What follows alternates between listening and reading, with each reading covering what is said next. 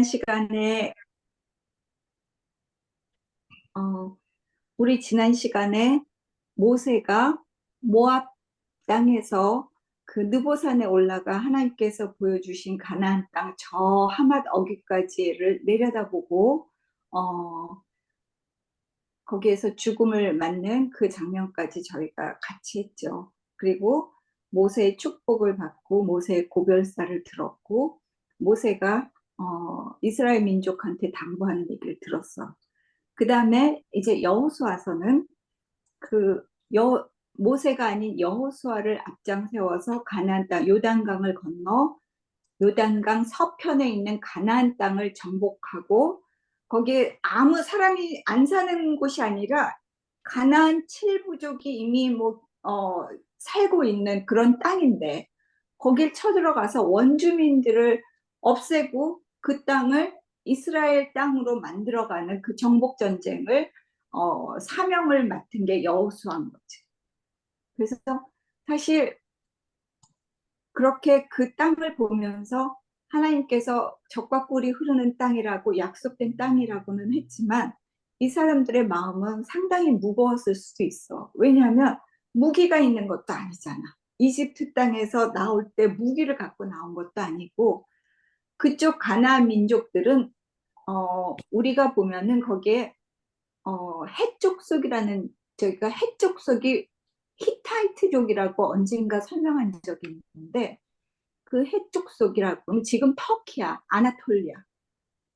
그들은 철기 문명을 일찍 철기 문명이 싹 튀어서 모든 무기들이 철병거가 있고 철무기가 있고 금속 그 문명이 발달한 그런 민족이었고 블레셋은 저 해양 민족 그 지중해를 건너온 그 민족으로서 체격이 굉장히 커. 그래서 블레셋에 우리가 알고 있는 다윗과 싸웠던 골리앗이나 아낙 자손이라고 하고 여보 예. 이 화면이 이렇게 되게 이상하게 흔들리네.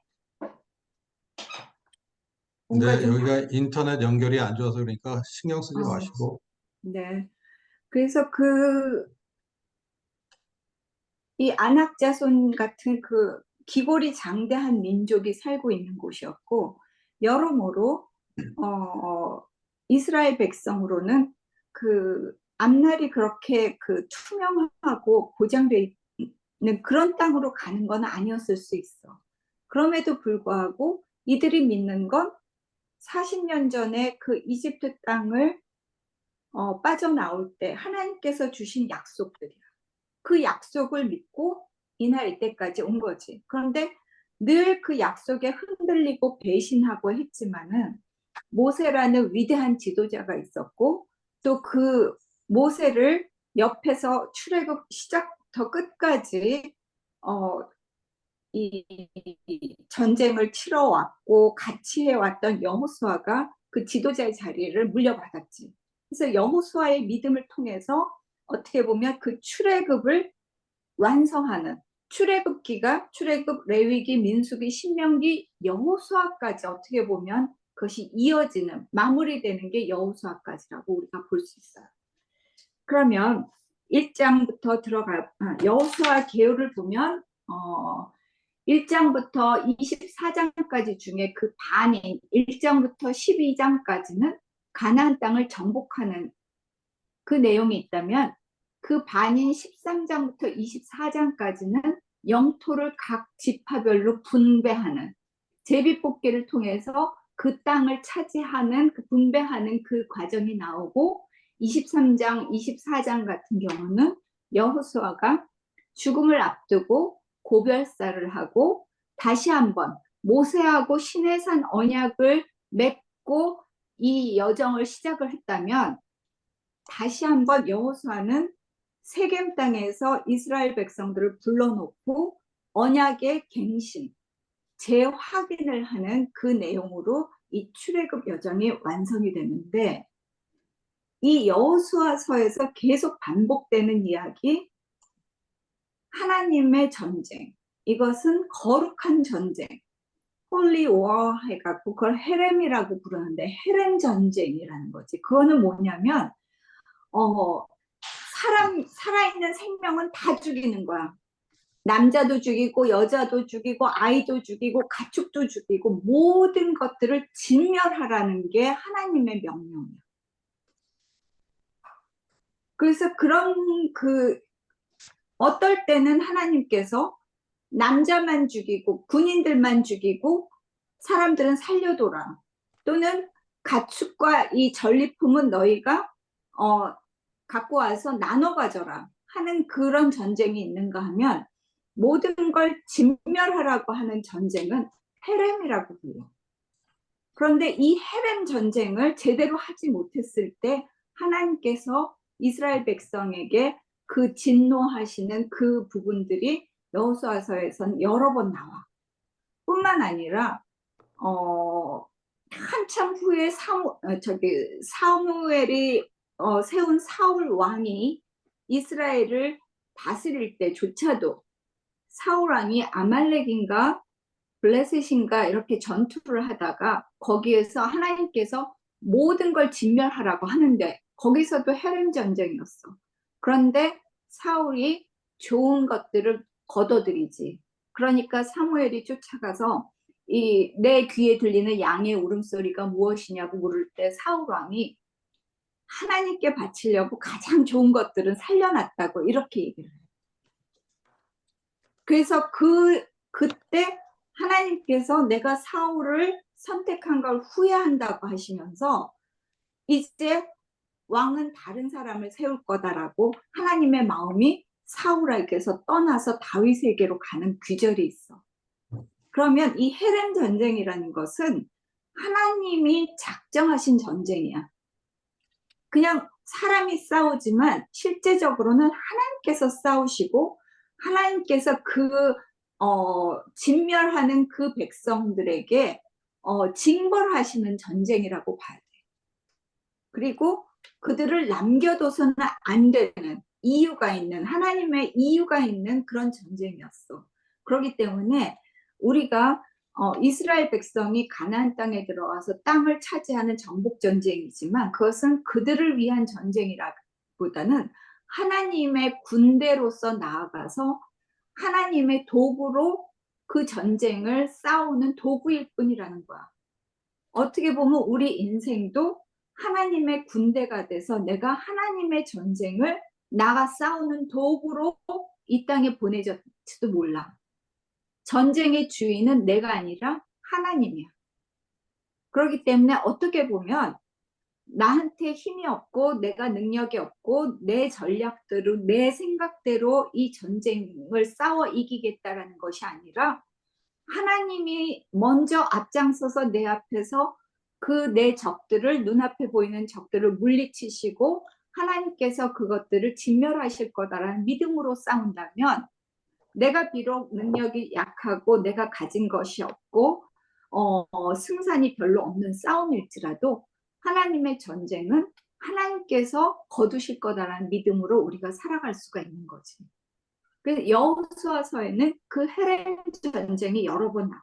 그게 중요한 거고 그 다음에 이 여호수아서는 전쟁 직후에 기록된 걸로 추정돼. 그러니까 어떻게 보면 1440년이 출애굽 시작했다면 40년을 거쳐서 1400년경에 가나안 땅에 도착했다 하는 정복 전쟁을 몇 년 정도 치렀을까? 한 20년 정도 치렀다 그러면 그 이후에 기록된 거라고 할 수 있지. 여호수아의 죽음까지. 여호수아가 몇 살에 죽었다고 돼 있지? 별로 110세. 110세에 죽었지. 110세가 될 때까지. 그러니까 여호수아가 40세에 출애굽을 시작했다 그러면 80년 정도, 그러니까 80세 정도 됐을 때 가나안 땅에 도착해서 가나안 정복 전쟁을 시작했을 수 있어. 여호수아는 정탐꾼의 하나였어. 12지파 중에서 가데스 바네아에서 정탐꾼으로 뽑힌 사람이야. 그리고 출애굽 때 제일 첫 번째 전쟁이 아말렉과의 싸움이었는데 그때 모세가 이렇게 두 팔을 들어서 한 팔은 아론이 받치고 한 팔은 훌이 받치고 있을 때 나가서 싸운 건 여호수아야. 그러니까 여호수아는 한 작년이 되었을 때 출애굽을 시작해서 한 70년을 더 살다가 죽은 셈이 되는 거지. 그렇게 생각하면 가나안 정복 전쟁이 마치고 여호수아 사후 1세기경에 기록된 게 아닐까라고 추정을 하고 있어. 그리고 특히 여호수아의 사위였던 온니엘, 사사기의 제1대 사사로 나오는 온니엘이 어떻게 보면 이 사사로서 여호수아를 통한 그 가나안 정복 전쟁과 정착의 과정들을 기록하지 않았나 이렇게 추측하는 사람들도 있어. 그리고 이 여호수아서에서 가장 핵심은 뭐냐면 하나님은 약속과 언약을 신실하게 지키시는 분이라는 것들을 이 안에 담고 있어. 출애굽기에서 창세기부터 족장 아브라함과 야곱과 요셉과 맺었던 이삭과 맺었던 족장들과 맺었던 그 언약을 잊지 않고 이집트 400년의 종살이에서 이스라엘 백성들을 불러내서 그 약속한 땅 가나안 땅으로 불러들이고 함께 그것을 이끌어 가나안 땅에 정착하게 만드는 하나님의 언약의 성취라는 것이 1번 개념이라면 두 번째는 아까 얘기했던 하나님의 전쟁, 거룩한 전쟁의 의미, 헤렘이라는 것. 그것이 무엇인가 하는 것을 하나님이 주인이 되어서 하나님의 전쟁을 치른다라는 것이 무엇인가라는 것을 두 번째 신학적인 어떤 질문이라고 그러면 세 번째는 여기서 우리가 지난주에도 얘기했지만 도피성이라는 얘기가 계속 강조돼. 그래서 고의 없이 실수로 사람을 죽인 사람에게 피난처를 제공하는 6개의 도피성. 이거 이후에 대제사장의 죽음 이후에 죄 사면받는 해방의 의미, 이것이 여호수아서에 계속 반복되고 있다는 그 세 가지를 기억할 수가 있지. 그래서 1장부터 시작을 하면 1장 1절부터 시작을 할게요. 주님의 종 모세가 죽은 뒤에 주님께서 모세를 보좌하던 눈의 아들 여호수아에게 말씀하셨다. 이제 모세가 죽었으니 너는 이스라엘 자손 모든 백성과 함께 요단강을 건너 내가 그들에게 주는 땅으로 가거라. 그래서 모세에게 말한 대로 너희 발이 닿는 곳은 어디든지 내가 너희에게 주겠다라고 얘기하면서 어디에서 어디까지 어디에서 어디까지가 모두 너희의 영토가 될 것이다. 5절 네가 사는 여호수아가 사는 날 동안 아무도 너의 앞길을 가로막지 못할 것이다. 이거 굉장한 약속이지. 내가 모세와 함께 했던 것 같이 너와 함께하며 너를 떠나지 아니하며 버리지 아니하겠다. 이 구절은 교회에서 많이 인용하는 거야. 내가 너와 함께하고 너를 떠나지 않고 너를 버리지 아니하겠다 라는 약속. 그러니 굳세고 용감하여라. 그리고 7절 오직 너는 크게 용기를 내어 모세가 너에게 지시한 모든 율법을 다 지키고 오른쪽으로나 왼쪽으로 치우치지 않도록 해라. 그래서 좌로나 우로나 치우치지 않도록 해라. 그러면 네가 어디를 가든지 성공할 것이다. 승원이 안녕. 어떻게 시간이 됐네? 아니, 시간이 안 됐는데 만들었지, 어떡해. 아니 그 목요일은 저기 방송 듣고 저 리포트 쓰면 되는데 왜 그랬어? 인원이 어느 정도는 돼야지, 그래도. 그래. 고마워. 음, 자, 1장 6절, 7절, 8절 들어갑니다. 이 율법책의 말씀을 늘 읽고 밤낮으로 그것을 공부하여 이 율법에 쓰여진 대로 모든 것을 성심껏 실천하여라. 그리하면 네가 가는 길이 순조로울 것이며 네가 성공할 것이다. 9절. 내가 너에게 굳세고 용감하라고 명하지 않았느냐? 너는 두려워하거나 낙담하지 말아라. 네가 어디로 가든지 너희 주 나 하나님이 함께 있겠다. 이 말이 또 한 번의 쉐마야. 우리가 신명기 6장 4절, 6장 6절까지 우리가 끊임없이 반복했던 쉐마. 이것을 여호수아는 다시 한번 여호수아 스타일로 강조하고 있는 거야. 너는 굳세고 용감하여라. 두려워하거나 낙담하지 말라. 네가 어디로 가든지 내가 함께 하겠다.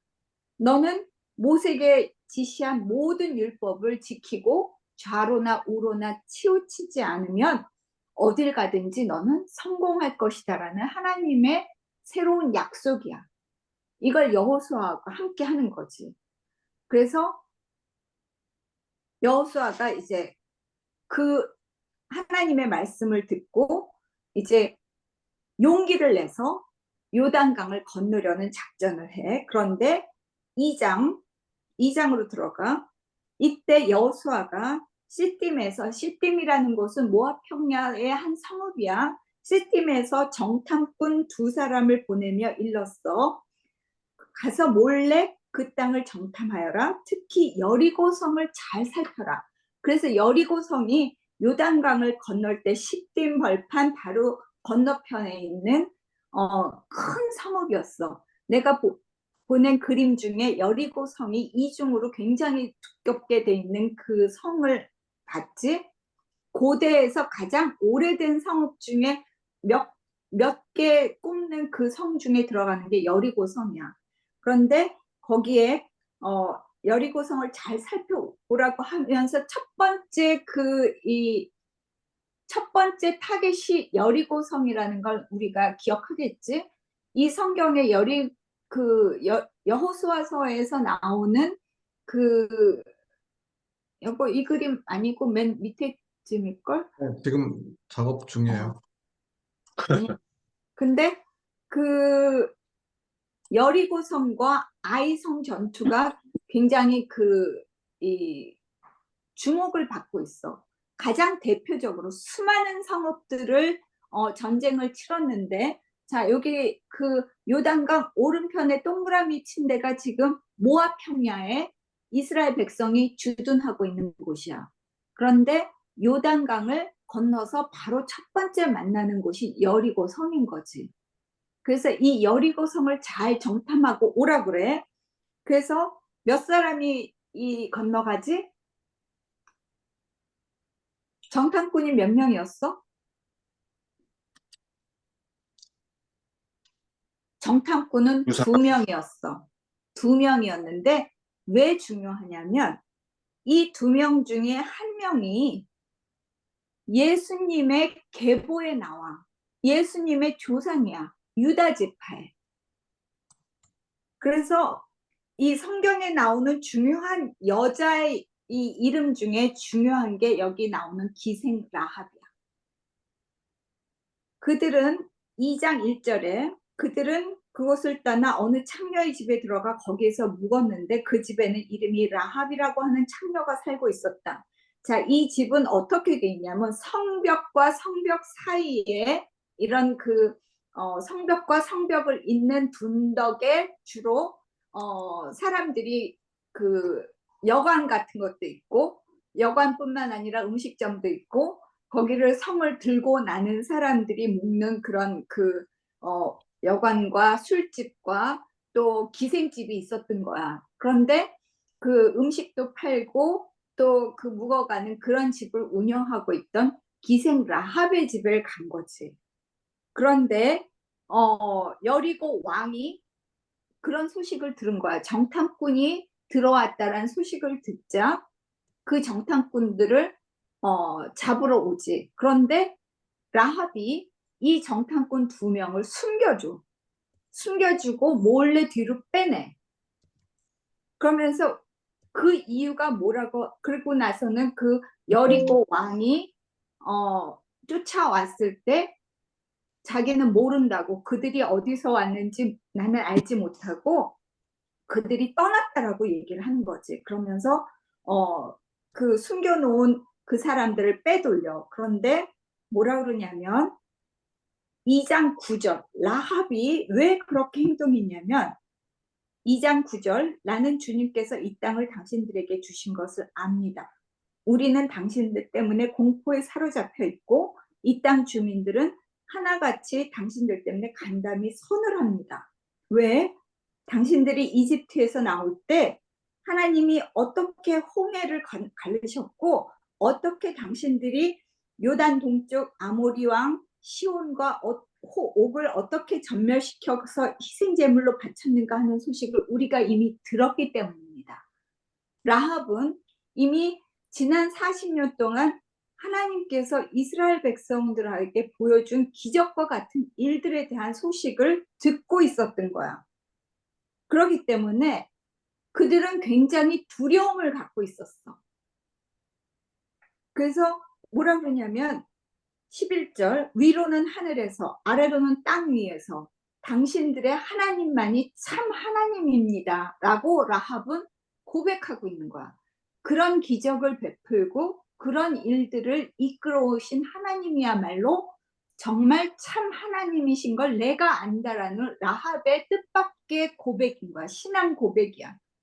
그러면서 12절 내가 당신들에게 오늘 은혜를 베풀었으니 당신들도 우리에게 은혜를 베풀겠다고 맹세하시고 확실한 징표를 나에게 주어서 우리의 생명을 구하여 주십시오 하고 부탁을 해. 그래서 라합이 약속을 했는데 성벽 위에 있는 집에 살고 있었기 때문에 그 창문으로 밧줄을 늘어뜨려서 그들을 달아내려 주었는데 그 정탐꾼들이 뭐라고 하냐면 여기 빨간 줄이 있으니 우리가 이 땅으로 쳐들어올 때 당신이 그 창문에 지금 우리가 내려왔던 그 창문에 이 빨간 줄을 메어 놓으십시오. 그러면 우리가 당신들을 보호하겠습니다라는 약속을 하고 떠나지. 21절 그러자 라합은 그들의 말대로 하겠다고 대답하고 그들을 보냈다. 그들이 간 뒤에 라합은 홍색줄을 창에 매달았다. 그리고 정탐꾼은 돌아와 본 일들을 그대로 보고하였는데 24절 그들이 여호수아에게 말하기를 주님께서 그 땅을 모두 우리 손에 넘겨주셨으므로 그 땅의 모든 주민이 우리를 무서워하고 있습니다라는 보고를 하게 돼. 자, 이거는 마태복음 1장에 보면 예수님의 계보가 쭉 나오는데 거기에 살몬은 라합에게서 보아스를 낳고 보아스는 루색에서 오벳을 낳고 오벳은 이새를 낳고 이새는 다윗을 낳고 하는 말이 나와. 이때 라합이 정탐꾼 중에 한 명이었던 살몬과 결혼해서 보아스를 낳아. 보아스는 룻기, 사사기 룻기 사무엘 상하에 나오는 그 룻기, 룻과 결혼한 그 유다 지파의 남자가 보아스였어요. 이 보아스의 부모가 이 기생 라합과 정탐꾼 살몬이었던 거야. 그렇기 때문에 이 라합의 믿음은 가나안 부족이었지 이스라엘 민족이 아니었어. 이방 여인이었음에도 불구하고 하나님에 대한 참신함을 갖고 있었기 때문에 유다 지파의 각에 올랐고 다윗 왕의 조상이 됐고 예수 그리스도의 조상이 되었어. 그래서 여호수아서에는 이 기생 라합의 얘기가 굉장히 중요하게 앞에 나오지. 그래서 이 정탐꾼들의 보고를 받은 3장 여호수아는 시딤을 떠나 요단강까지 왔는데 사흘 뒤에 명령하기를 이제 곧 레위 사람 제사장들이 하나님의 언약궤를 들어매는 것을 보거든 제사장 뒤를 따라오십시오. 그리고 당신들과 언약궤 사이에는 2000보쯤 거리를 띄우고 그 궤에 가까이 가지 마시오. 4절이야. 그런데 5절 당신들은 자신을 성결하게 하시오. 깨끗하게 씻고 주님께서 내일 당신들 가운데 놀라운 일을 이루실 겁니다. 하면서 제사장들에게 언약궤를 메고 앞서 건너가라고 명령을 해. 이게 언제냐면 1월 10일이야. 그 모세가 죽은 게 언제였어? 모세가 그 느보산 앞에서 이 마지막 설교를 한 게 40년째 되는 그 해 11월 1일이었어. 그리고 11월 10일쯤에 죽었으면, 만약에 중순쯤에 죽었다 그러면 30일 동안 애곡을 했다고 했어. 장례를 치렀지. 그러면 12월 중순경이 됐고, 그들은 이제 진을 갖춰서 여호수아가 하나님의 이 저기를 받고 사람들을 준비시키는 시간들이 1월 10일 정도였던 거야. 그래서 드디어 10일 날 요단강을 건너려고 하는데,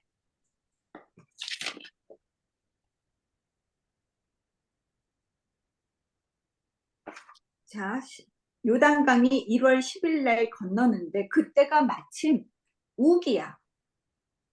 그 이스라엘에서는 이른 비와 늦은 비라고 해서 9월, 10월, 우리나라 태양력으로 말하자면 9월, 10월부터 그 우기가 시작되고, 그 다음에 늦은 비는 3월, 4월 정도에 늦은 비가 또 내려. 그래서 이때는 늦은 비가 올 때쯤이었어. 그래서 비가 많이 내리면 요단강물이 불어나. 그럼에도 불구하고 그 요단강물이 멈춰서는, 마치 홍해의 물이 갈라지는 것과 같은 기적이 요단강가에 일어나. 그래서 7절 어떻게 주님께서 얘기를 하시냐면 3장 7절이야. 여호수아에게 말씀하시기를, 바로 오늘부터 내가 너를 모든 이스라엘 사람이 보는 앞에서 위대한 지도자로 세우고 내가 모세에게 했던 것처럼 너와 함께 있다는 사실을 그들이 알게 하겠다. 이건 뭐냐면 모세에게 홍해의 기적을 일으키게 한 것처럼 여호수아를 통해서도 하나님이 요단강물을 멈추게 하는 기적을 통해서 이스라엘 백성이 여호수아를 지도자로 인정할 수 있게끔 만들겠다라는 하나님의 약속이었어. 그래서 이제 너는 8절 그 언약궤를 맨 제사장들에게 요단강 물에 이르거든 그 강에 들어가서 서 있으라고 하여라. 그래갖고 여호수아가 얘기를 하기를, 이제 이 앞으로 벌어지는 이 일을 보고 당신들은 살아계신 하나님이 당신들 가운데 계셔서 이 가나안 모든 사람들을 당신들 앞에서 쫓아내신다는 것을 알게 될 것입니다. 자, 하나님이 이런 하나님이기 때문에 이 가나안의 모든 백성들을, 모든 민족들을, 이방 민족들을 하나님께서 전멸하실 거라는 그 믿음을 갖게 될 거다라는 여호수아의 얘기인 거야. 그래서 11절 12절 요단강을 건널 때 각 지파마다 한 사람씩 12사람 뽑으십시오. 그래서 온 땅의 주권자이신 주님의 궤를 맨 제사장들이 요단강 물에 닿으면 그 물줄기가 저 위에서부터 끊어져서 둑이 생겨 물이 고이게 될 것입니다.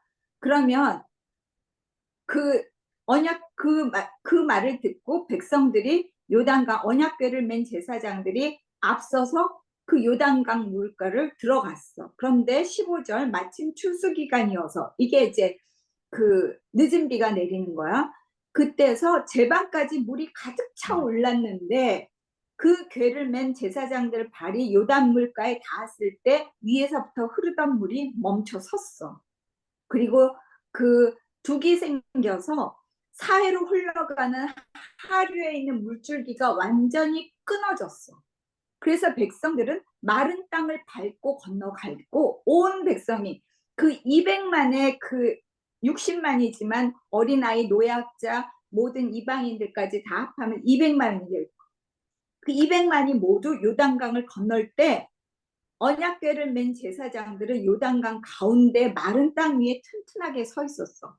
이스라엘 백성들은 발도 적시지 않고 마른 땅을 건너서 요단강을 건너가는 거야. 그러니까 그 기적을 보여준 이유는 뭐야? 기적을 보여준 이유는 하나님을 믿으라는 거야. 하나님이 하신 약속을 믿으라는 거야.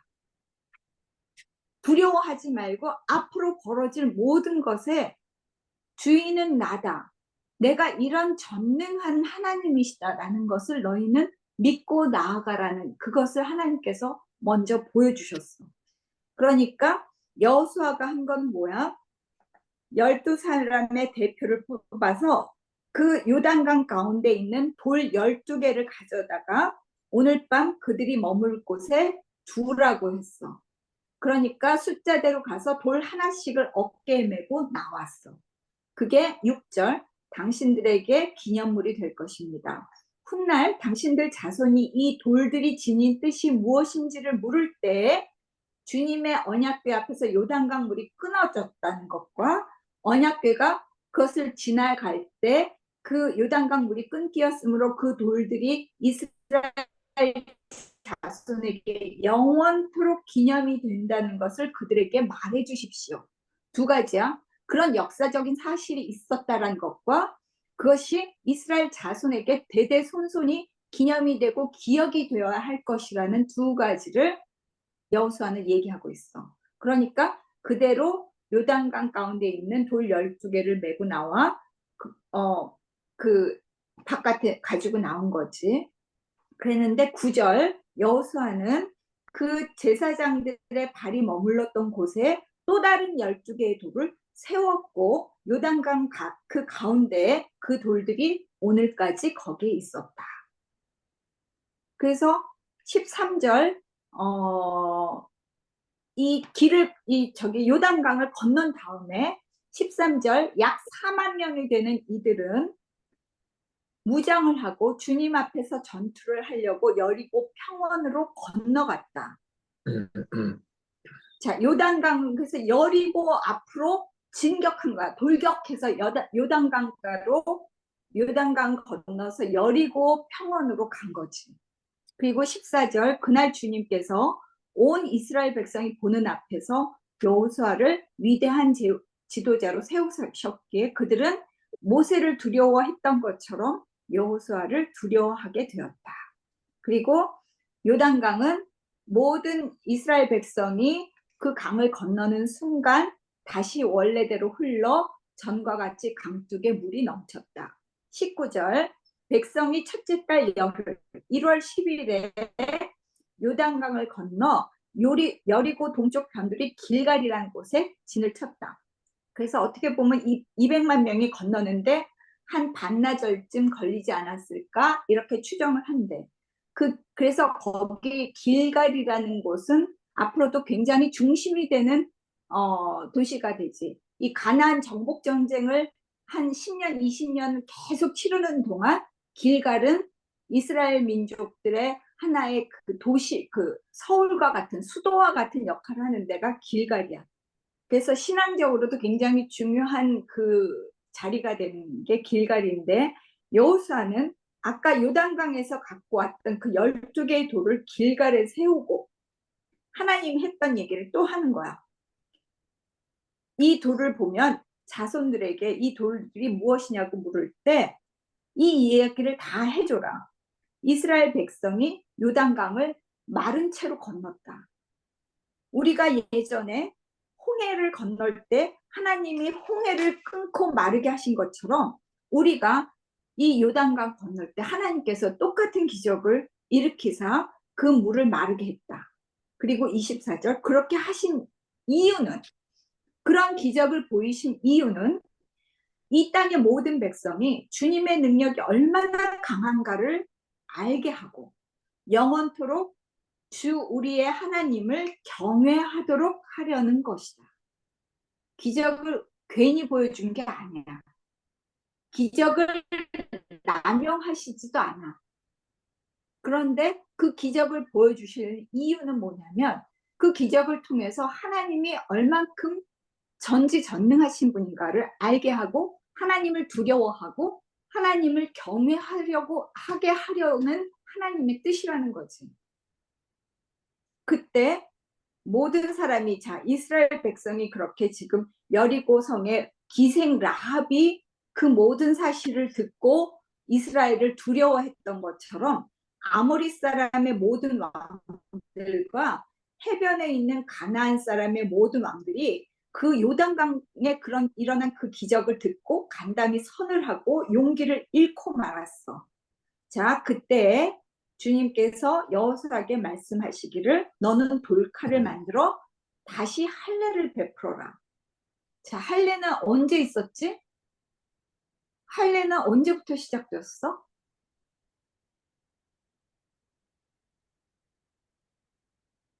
기억 안 나? 할례를 시작한 건 아브라함이야. 아브라함. 아브라함이 하나님과 횃불 언약을 맺었다면 그 다음에 이 할례 언약을 맺었어. 할례 언약을 그래서 이삭이 태어나기 전에 이스마엘과 아브라함이 함께 할례를 받았고 그 집안의 모든 남자들이 할례를 받았던 그래서 그것이 나의 백성이고 내가 선택한 나의 것이다. 너는 곧 나의 것이다라는 하나의 약속의 징표로 할례를 받으라고 했던 것. 그 할례를 베푸는데 5장 4절 여호수아가 할례를 베푼 데는 이런 이유가 있었다. 왜? 이집트에서 나온 모든 백성들 가운데 남자, 곧 전투할 수 있는 성인 남자들이 이집트를 떠난 다음에 광야를 지난 동안 다 죽었어. 그리고 그때 나온 백성은 모두 할례를 받긴 받았던 거야. 그 이집트에 종살이 하면서도 유대 민족은 할례를 받았던 거야. 그런데 이집트를 나온 다음에 광야를 지나는 동안 태어난 사람은 아무도 할례를 받지 못했기 때문이야. 할례를 주지 못했던 거지. 그러기 때문에 다시 한번 그 할례를 베푸면서 그 할례의 뜻은 뭐야? 하나님과 약속을 하는 거야. 너는 내 것이다라는 하나님의 징표를 할례를 통해서 받는데 8절 백성이 모두 할례를 받고 나서 다 낫기까지 지난해 머물러 있었다. 그러니까 주님께서 여호수아에게 말씀하시기를 너희가 이집트에서 받은 수치를 오늘 내가 없애버렸다. 이 말은 뭐냐면 이집트에서 사는 동안 하나님을 떠나고 하나님을 모르고 살아가고 하나님이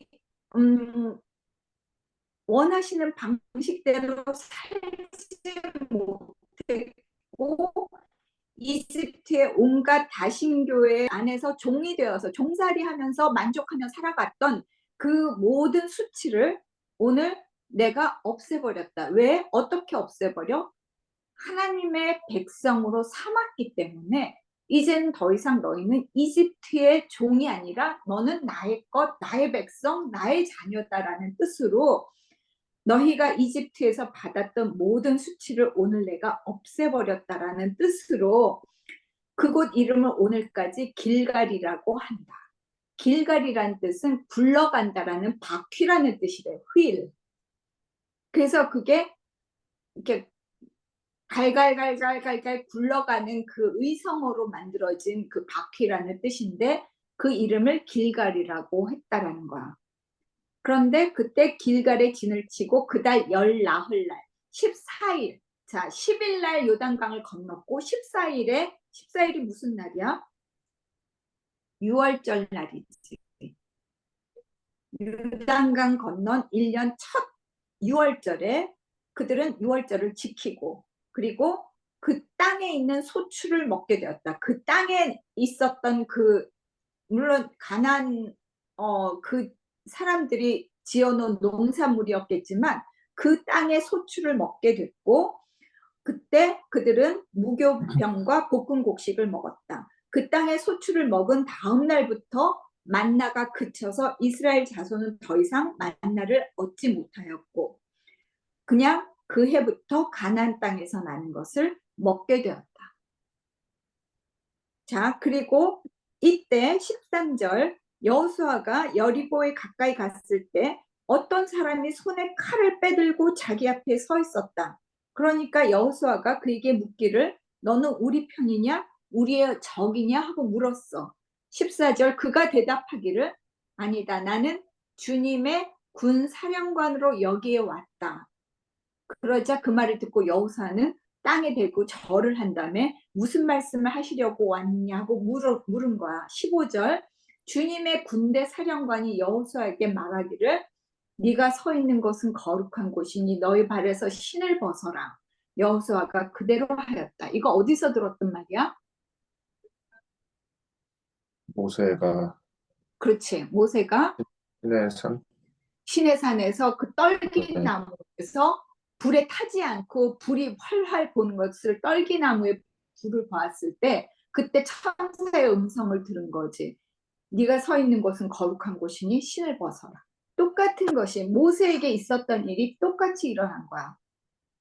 이건 뭐냐면 여호수아에게 모세와 같은 어떤 계시를 주면서 하나님의 군 사령관이 이미 너의 앞에 와 있다라는 얘기야.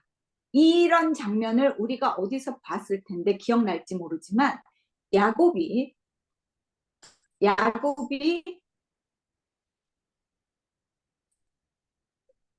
아람 땅을 떠나서 고향으로 돌아올 때 에서를 두려워하고 에서가 어떻게 할지 몰라서 약복나루를 건너지 못할 때 그때 하나님의 군대를 보게 돼. 그래서 마하나임, 하나님의 군대, 하나님의 진, 마하나임이란 말이 있지. 그 하나님의 군대가 먼저 나의 앞길에 가고 계시다라는 것들을 보여주는 거야. 이건 뭐냐면 하나님의 전쟁이다. 이건 하나님의 진이구나. 하나님의 군대구나라는 것을 보여준 거야. 6장 여리고 성은 이미 문을 굳게 닫았어. 그런데 주님께서 여호수아에게 말씀하시기를 어떻게 하라고 그래? 어떻게 전쟁을 하라고 그래? 6일 동안 6장 3절이야. 6일 동안 그 성 주위를 날마다 한 번씩 도는데 홀라팔 7개를 들고 제사장 7명이 나팔을 불면서 걸으면 그 백성들이 군인들이 따라서 한 바퀴 돌고 하는데 7일째 되는 날은 성을 7번 도는 거야. 모두 몇 바퀴 돌았어? 13번. 13바퀴를 돌았어. 네. 그러니까 그 마지막 날 7번을 돈 다음에 5절 제사장들이 뿔라파를 한번 길게 불면 백성은 모두 큰 함성을 그거를 신호로 해서 모두 큰 함성을 지르면 그때 성벽이 무너질 것이다. 그때 백성은 그 성 안을 향해서 진격하라. 그래서 여호수아는 백성에게 그 하나님의 명령한 그대로 그것을 한 거야.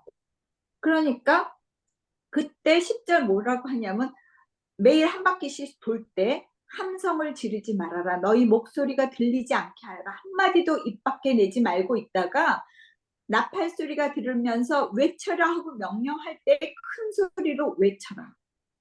그렇게 명령을 했어. 그대로 한 거지. 그게 어떻게 됐어? 성벽이 무너졌어요. 성벽이 무너지고 백성은 일제히 성으로 진격해서 그 성을 점령하고 성 안에 있는 사람들 남자나 여자나 어른이나 아이나 가리지 않고 모두 진멸시켰어. 21절에 보면 모두 진멸시켜서 희생제물로 바쳤고 소나 양이나 나귀까지도 모조리 칼로 전멸시켜서 희생제물로 바쳤다. 누구에게? 하나님께. 왜냐? 하나님이 그렇게 명령하셨어. 17절 봐. 이 성과 이 안에 모든 것을 전멸시켜서 그것을 주님께 제물로 바쳐라. 18절 전멸시켜서 바쳐야 하는 희생제물에 손을 댔다가는 스스로 파멸당하지 않도록 주의해라. 모든 은이나 금이나 노시나 철로 만든 그릇은 다 주님께 바칠 것이므로 거룩하게 구별해서 주님의 금고에 넣도록 하여라. 이게 하나님의 명령이었어.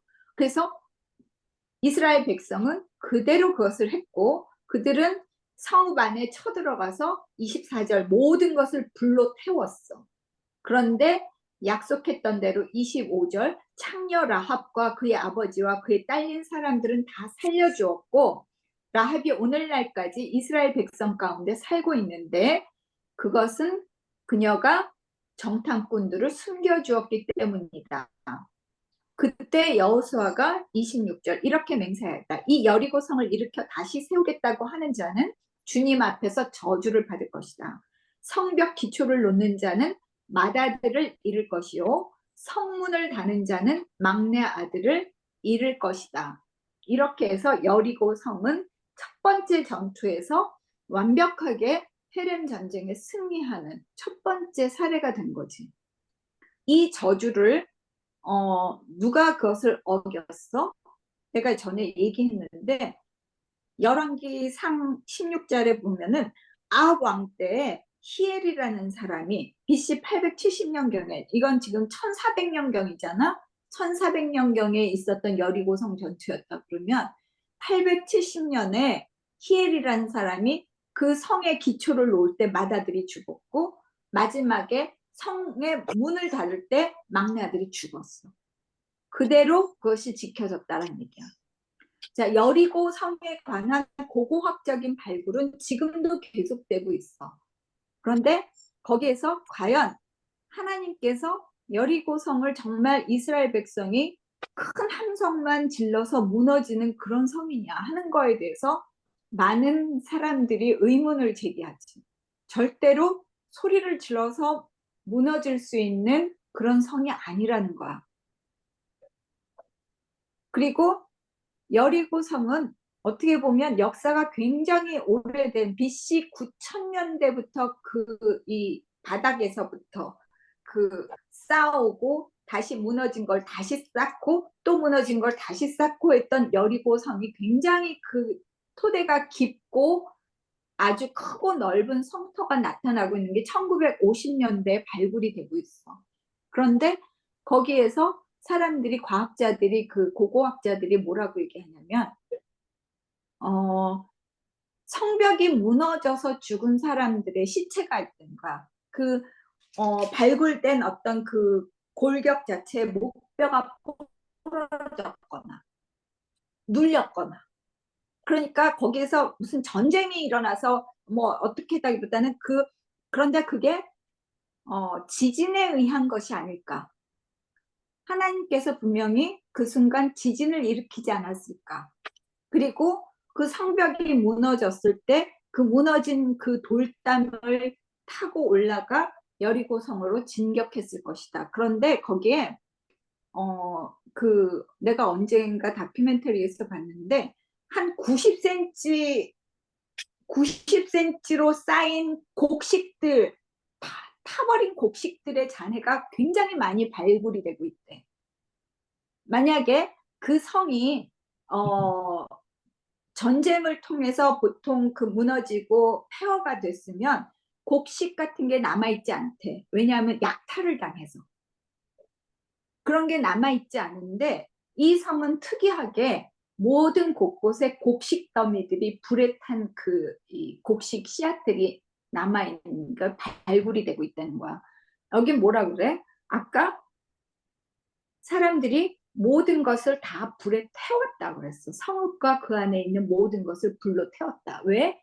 하나님의 헤렘 전쟁의 명령이었기 때문에. 그 다음에 그런데 7장 아간의 죄가 나와. 유다 지파 중에 아간이라는 사람이 거기에서 빼돌렸어.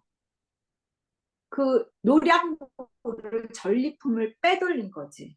근데 그걸 어떻게 알았냐면 여호수아가 베델 동쪽 벳아웬 곁에 있는 아이성으로 정탐하라고 지시를 했어. 두 번째 성이야. 그런데 그들이 와서 얘기하기를 아이성은 굉장히 여리고 성에 비하면 작은 성이었어. 그러니까 모든 백성을 다 올라가게 할 필요가 없다라고 3절에 돼 있어요. 2000명이나 3000명만 올라가도 아이성을 칠 수 있을 것 같습니다. 모든 백성이 그 성을 치느라고 수고할 필요가 없어요. 그렇게 얘기를 하는 거야. 아주 쉽게 본 거지. 여리고 성도 저렇게 막 무너지는데 이까지 성은 별거 아닙니다 라고 했는데 어떻게 됐어?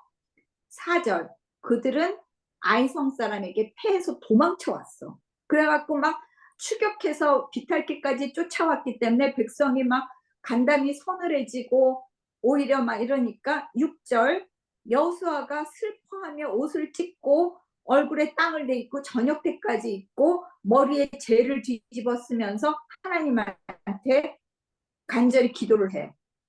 아니 이러려면 왜 우리를 여기까지 데리고 왔습니까? 하고 여호수아가 기도하는 거야. 7절. 왜 우리를 아모리 사람 손에 넘겨 멸망시키려고 하십니까? 차라리 그냥 저 아까 요단강 건너지 말고 그 모압 평야에서 그냥 살았으면 좋았을 것을 하는 불만을 여호수아가 얘기를 해.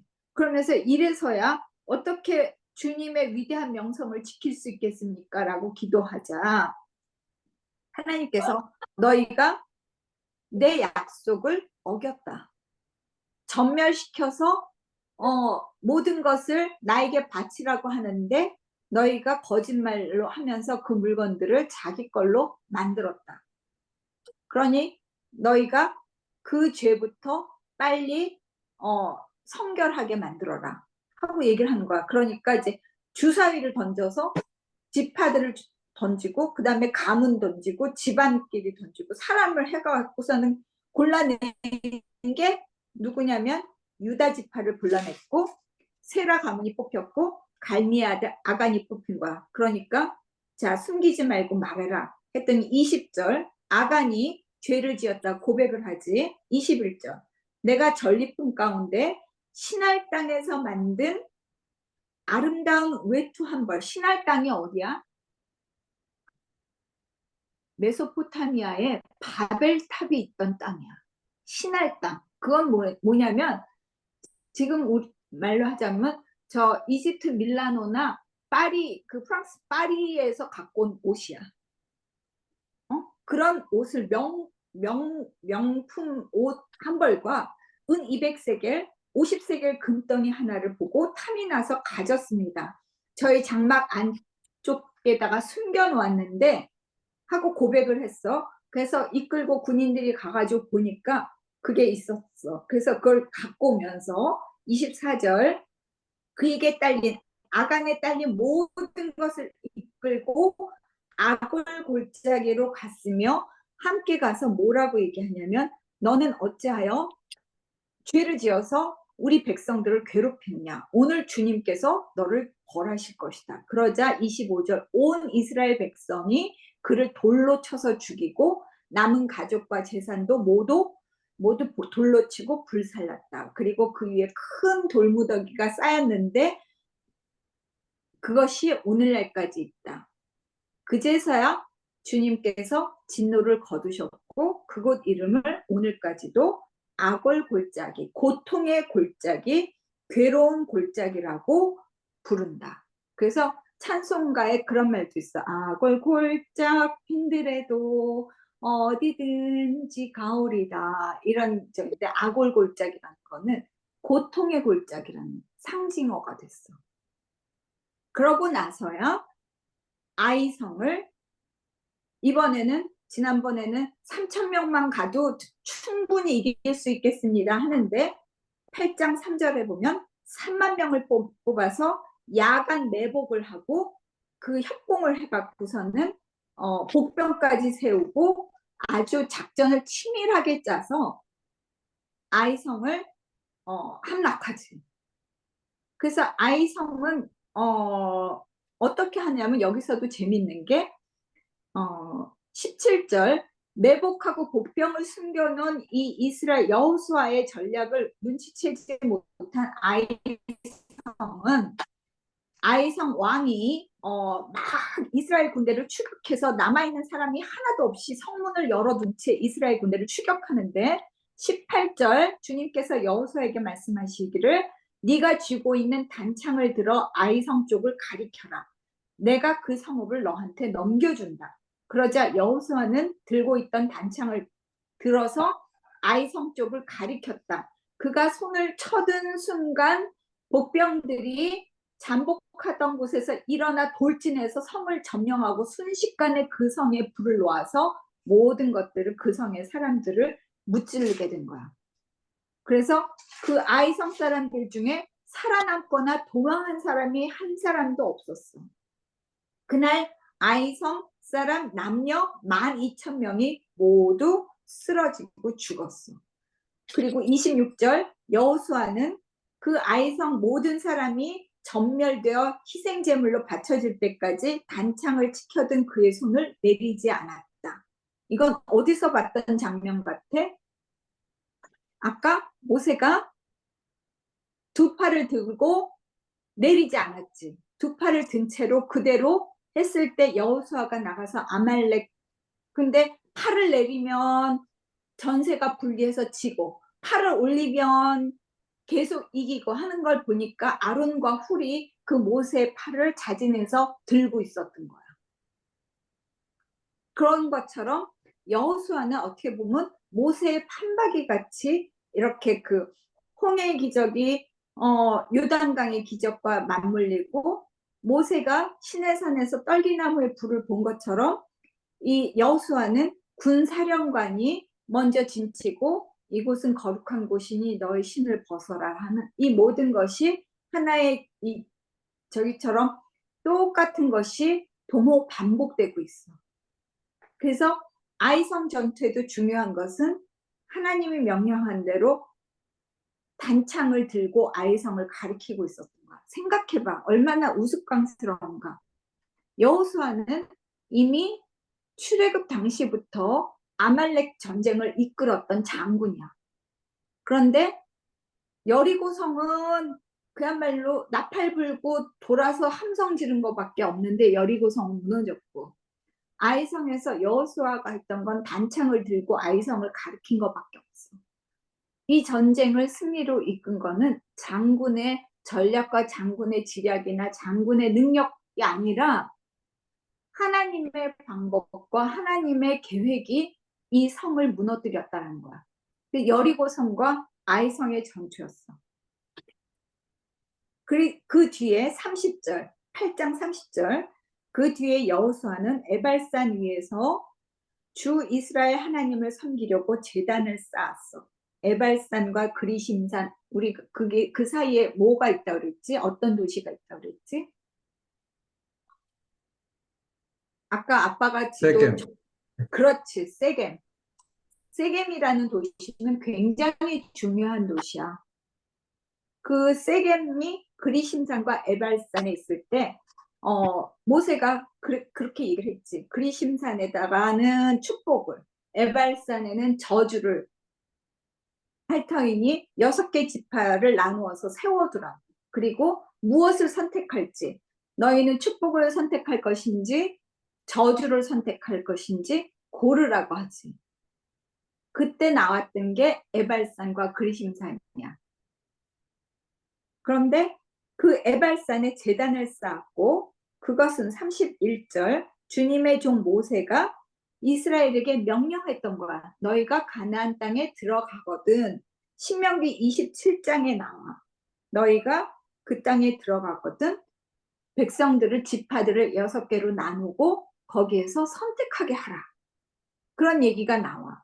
그런데 그래서 그 모세가 얘기한 그대로 쇠 연장으로 다듬지 않은 자연석으로 돌제단을 쌓았고 그 위에서 번제와 화목제를 드리고 여호수아는 32절 이스라엘 자손이 보는 앞에서 모세의 율법을 그 돌에 새겼다.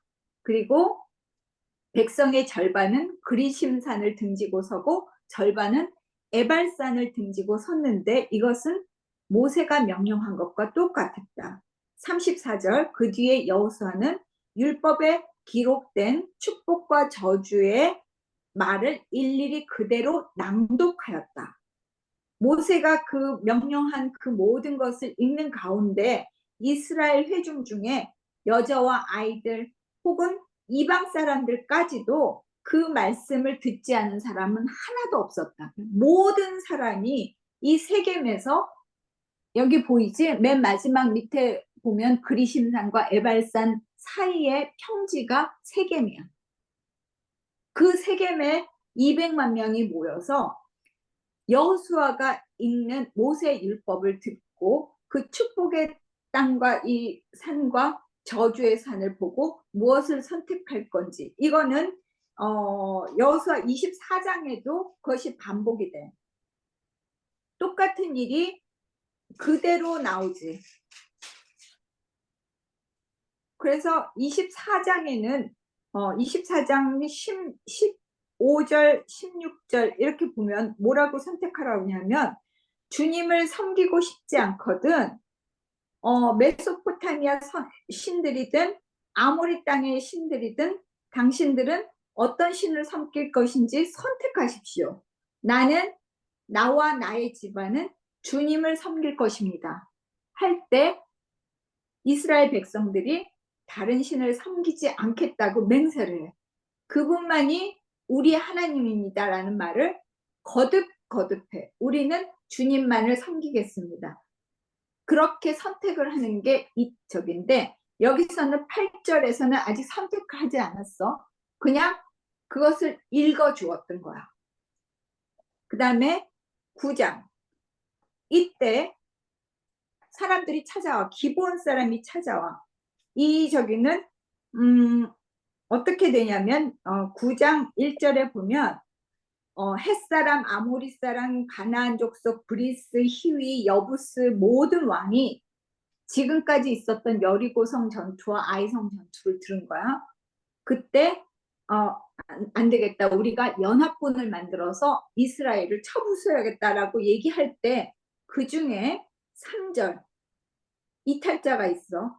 히위 사람인 기브온 주민들은 기브온에 사는 히위 사람들이 여호수아를 속이기로 결심해. 그래서 어떻게 오냐면은 기브온은 굉장히 중심 지역에 가까 산당이 있고 나중에 보면 기브온에다가 산당을 짓고 다윗이 그 기브온에 가서 솔로몬이 거기에 가서 1000번 제사를 드리고 예루살렘 그 솔로몬 성전과 예루살렘 성전을 짓고 1000번 제사를 지냈던 곳이 기브온 산당이야. 기브온은 굉장히 중심지에 있는 동네야. 그러니까 여리고하고도 가깝고 아이하고도 가까운 곳이겠지. 그런데 그 사람들이 어떻게 하고 왔어? 마치 먼 동네에서 온 사람처럼 오랫동안 이곳을 찾아온 사람인 것처럼 낡은 부대와 헤어지고 터져서 기운 가죽 포도주 부대를 낙에 싣고 사절단처럼 꾸미고 온 거야. 발에는 낡은 신을 신고 낡은 옷을 거치고 그 속에는 마르고 곰팡이 난 빵을 갖고 온 거야. 그러면서 우리는 먼 곳에서 왔으니 우리와 평화 조약을 맺어달라고 아예 굴복하고 들어온 거야. 우리를 종으로 삼아 주십시오. 그러니까 여호수아가 물었어. 당신들은 어디서 온 거요? 이랬더니 9절 우리는 하나님의 명성을 듣고 아주 먼 곳에서 왔습니다. 우리는 하나님께서 이집트에서 하신 모든 일을 들었고 또 아모리 사람 두 왕 헤스본 왕 시온과 바산 왕 오게 하신 일을 모두 들었습니다. 그들은 굉장히 강력한 국가였음에도 불구하고 그 하나님은 그 모든 것들을 쳐부수고 이스라엘 백성들을 이곳까지 인도하셨다는 걸 우리가 듣고 두려워서 아예 우리 기본 주민은 이스라엘의 종이 될 각오가 되어 있다는 것을 말씀드리고 평화조약을 맺어달라고 이렇게 왔습니다. 부탁을 하러 왔습니다. 하고 얘기를 한 거야. 그러니까 이스라엘 사람들이 어떻게 생각하겠어? 평화조약을 맺겠다고 하는 사람 평화를 먼저 제안하라고 하나님께서 하셨으니까 그래야겠다라고 생각한 거지. 그러면서 12절 뭐라 그러냐면 우리가 떠날 때는 빵이 따뜻했는데 지금은 말랐고 곰팡이가 났다고 얘기를 해. 그러니까 이 사람이 진짜 멀리서 왔나 보다라고 생각한 거지. 왜냐하면 가까운 곳에 있는 가나안 족속들은 다 쳐부셔야 되는 걸로 이스라엘 민족은 듣고 있었는데 그러자 14절 이스라엘 사람들은 어떻게 해야 할지를 주님께 묻지도 않은 채 그들이 가져온 양식을 넘겨받고 그들과 화친하여 그들을 살려준다는 조약을 맺고 그 조약을 지키기로 엄숙히 맹세하였다. 자, 이게 실수였던 거야. 그런데 이스라엘 사람들은 그들과 조약을 맺은 지 사흘이 지난 뒤에 어디에 사나 하고 가보려고 길을 떠났는데 겨우 사흘 만에 기브온 성읍에 이른 거야. 그들이 살고 있는 성읍은 기브온과 그비라와 브에롯과 기랏 여아림이었다. 17절 기랏 여아림. 이 기랏 여아림이라는 도시는 그 사울 때 빼앗긴 언약궤가 블레셋을 빼앗긴 그 저기가 그 언약궤를 블레셋 사람들이 아스돗에다 갖다 놓고 저 가드에 갖다 놓고 하다가 막 그 피부병이 생기고 사람들이 죽게 생겼으니까 그 언약궤를 소가 끄는 마차에다 실어다가 갖다 놓는 게 기럇 여아림이었어. 그 기럇 여아림이라는 것은 그래서 굉장히 이름이 많이 나오는 도시야. 그러니까 이 사람들이 겁이 난 거지. 온 회중이 지도자들을 원망했어. 그런데 이미 하나님 이름을 두고 맹세했기 때문에 그들을 해칠 수는 없었고 그냥 살려두긴 하지만 21절 우리 가운데 나무 패는 자와 물 깃는 자로 살아가도록 그들을 제한할 것이다 하고 그것을 받아들였어.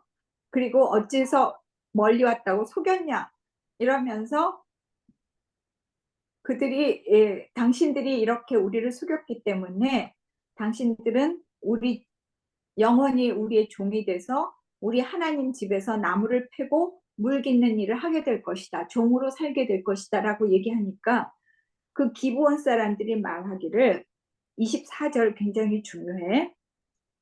우리가 그렇게 속일 수밖에 없었던 까닭은 주 하나님이 모세에게 명하신 것이 참으로 사실임을 우리가 알았기 때문입니다. 그게 첫 번째야.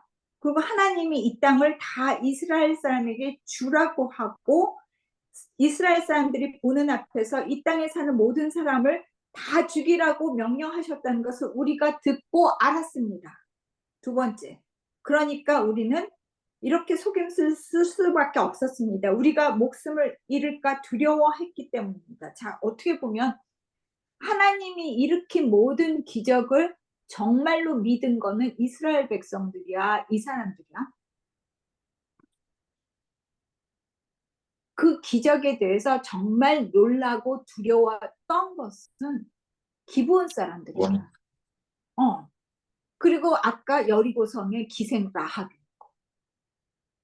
하나님이 이끄시고 하나님이 동행하셨던 이스라엘 백성은 끝없이 하나님을 의심하고 불신하고 배신하고 돌아서려고 했는데 오히려 그 기적들을 들은 사람들은 그것을 겪은 사람들이 아니라 그것을 들은 사람들은 오히려 하나님을 두려워하고 하나님의 종이 되려고 했던. 그래서 이 기브온 사람들은 나중에 그냥 그 이스라엘 민족으로 동화돼서 살아가. 그래서 바벨론 포로를 갔다가 돌아올 때도 BC 444년 느헤미야가 무너진 성벽을 공사할 때 그때 참여했던 그 부족들의 이름들이 명단이 쭉 나오는데 거기에도 기브온의 명단들이 있어.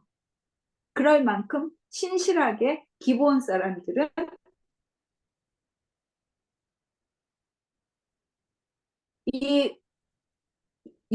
그 이스라엘 민족에게 종노릇을 하면서도 이스라엘의 신앙에 그 근접해서 살아갔던 사람들이야. 어쨌건 기브온 사람들이 그 평화조약을 맺고 종이 되겠다고 했는데 10장 예루살렘 왕인 아도니 세덱이라는 사람이 우리가 세덱이라는 말 어디서 들었지? 세덱? 멜기 세덱. 아브라함이 롯을 구하러 이 왕들 5왕 연맹을 그돌라오멜 이 왕들을 쳐들어 올라갔다가 이 소돔과 고모라 이 소알 땅에 있는 그 왕들을 구해줬지. 그때 살렘 왕 멜기세덱이 나와서 아브라함을 축복하고 빵과 포도주를 건네줬을 때 아브라함이 그 멜기세덱 왕에게 11조를 바쳤다. 전쟁에서 그 약탈해온 물건의 11조를 그에게 바쳤다라는 구절이 창세기에 있었어. 기억나? 그 살렘 왕 멜기세덱이라는 세덱하고 여기 예루살렘이랑 같은 거야. 이름이 자꾸 변하는 건 그만큼 시간이 오래 흘렀기 때문에 예전엔 살렘 왕이었다면 지금은 예루살렘이고 지금 어떻게 보면 여보스라고 하는 곳일 수도 있어. 지금의 이 여호수아서를 기록할 때 땅 이름이 예루살렘일 수도 있어. 근데 이 예루살렘 왕 아도니 세덱은 멜기세덱 왕을 지칭하는 이름이 세덱이야. 그래서 아비멜렉 이런 이름도 자주 나오고 하듯이 여기는 아도니 세덱이 기브온 사람들이 이렇게 그 모든 소식을 듣자 몹시 놀랐어. 아도니 세덱이 2절. 왜냐? 기브온으로 말할 것 같으면 도성처럼 큰 성읍이야. 수도 같은 곳이야. 아이성보다 더 큰 성인데다가 기브온 주민들은 모두 용맹한 전사들이었기 때문이다. 그래서 예루살렘 왕 아도니 세덱은 헤브론 왕, 아르몬 왕, 라기스 5왕, 아모리 족속 5왕의 연합을 쳐서 기브온을 공격하려고 진을 쳤는데 기브온이 이제 여호수아한테 도와달라고 얘기를 하지. 그러니까 여호수아가 도와주러 나와. 그런데 그때 막 야간 기습 작전으로 막 하는데 11절 보면 주님께서 하늘에서 큰 우박을 퍼부으셨으므로 많은 사람이 죽었어. 우박으로 죽은 자가 칼에 찔려서 죽은 자보다 더 많았어. 그때 기적이 일어나. 여호수아가 주님께 아뢰었다. 이스라엘 백성이 보는 앞에서 그가 외쳤다. 뭐라고? 태양아 기브온 위에 머물러라. 달아 아얄론 골짜기에 머물러라. 그러니까 13절 그 원수를 다 정복할 때까지 태양이 멈추고 달이 멈춰 서서 야살의 책에 해가 중천에 머물러 종일토록 지지 않았다라고 한 말이 바로 이것을 두고 한 말이다. 야살의 책은 고대 문서를 편집한 야사책이야. 역사책이야. 기록 문서야. 거기에도 이 말이 기록이 돼 있더라 한 거야. 그래서 성경이 진실이냐 아니냐를 얘기하는 그 많은 그 구절 중에 여러 구절 중에 대표적으로 나오는 게 어떻게 해가 멈추고 달이 멈출 수 있느냐를 가지고 계산하는 천문학자들이 되게 많아. 그래서 지구상에서 시간의 오차, 태양력으로 오차, 태음력으로 오차 이런 걸 계산했을 때 23시간 20분이 모자라는 둥 뭐 이런 얘기가 많이 나오는데 어쨌건 기본 위에 머물러라. 태양이 그 여호수아가 하나님한테 기도했을 때 하루 동안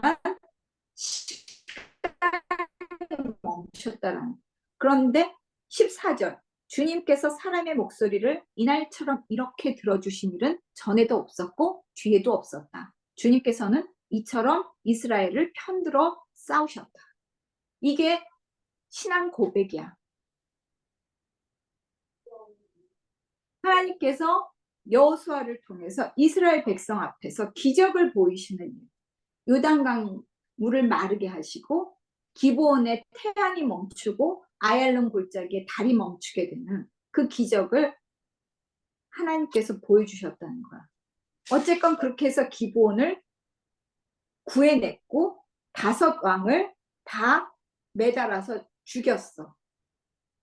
그래서 28절, 10장 28절 보면 그날의 여호수아가 막게다 성읍을 점령하고 모든 왕을 무찌르고 그 성 안에 있는 모든 사람을 전멸시켜서 희생제물을 바쳤으며 산 사람이라고는 하나도 남기지 않았다.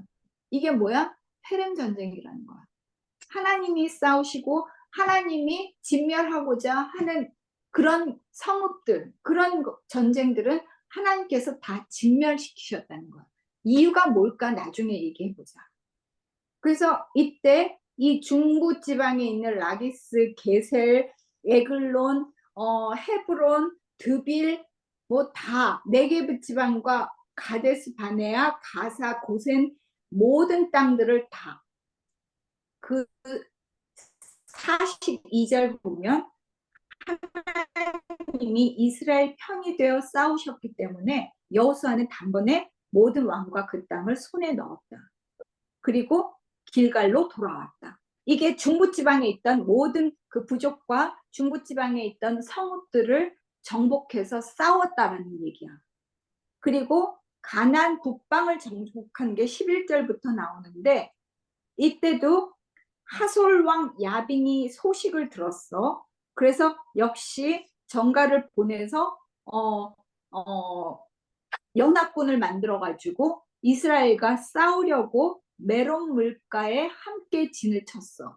메론 물가라는 데는 저쪽 그 북쪽에 있는 땅이야. 그때 주님께서 여호수아에게 말씀하시기를 두려워하지 말아라.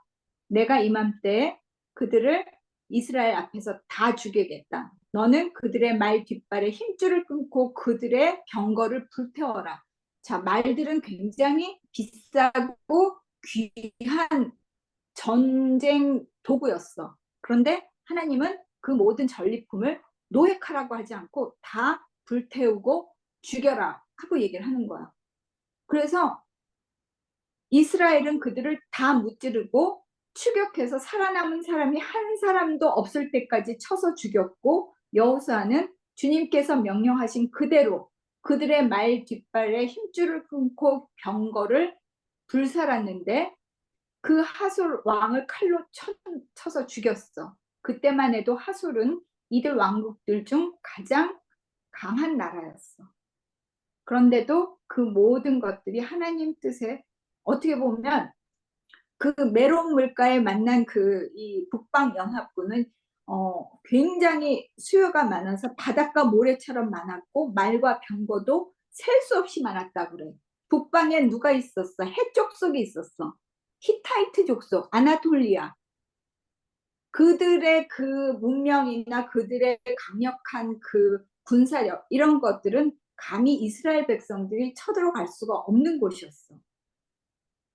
그 메론 물가라는 그 평야도 부천과 같은 면적의 도시였대. 저 평지였대. 거기에서 그 수많은 사람들이 싸워서 이스라엘이 승리한 거지. 그리고 그 모든 것들을 막 불태웠어. 그리고 15절 보면 모세는 주님께서 자기에게 명하신 그대로 여호수아에게 명했고 여호수아는 그대로 실행해서 주님께서 명령하신 것 가운데 실행하지 않고 남겨둔 것은 하나도 없었다. 이게 여호수아서의 고백이야.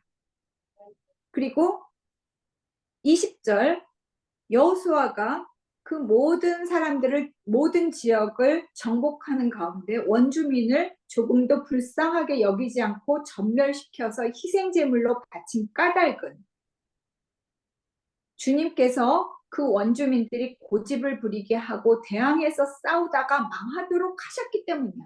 이건 하나님의 계획이라는 거야. 그래서 여호수아는 그 명령 그대로 그들을 전멸시킨 것이다. 그런데 22절에 보면 이스라엘 자손의 땅 중에 가사와 가드와 아스돗을 제외하고는 아낙 사람으로서 살아남은 사람이 하나도 없었다. 이거는 가사와 가드와 아스돗은 지금도 팔레스타인 땅이야. 가자지구.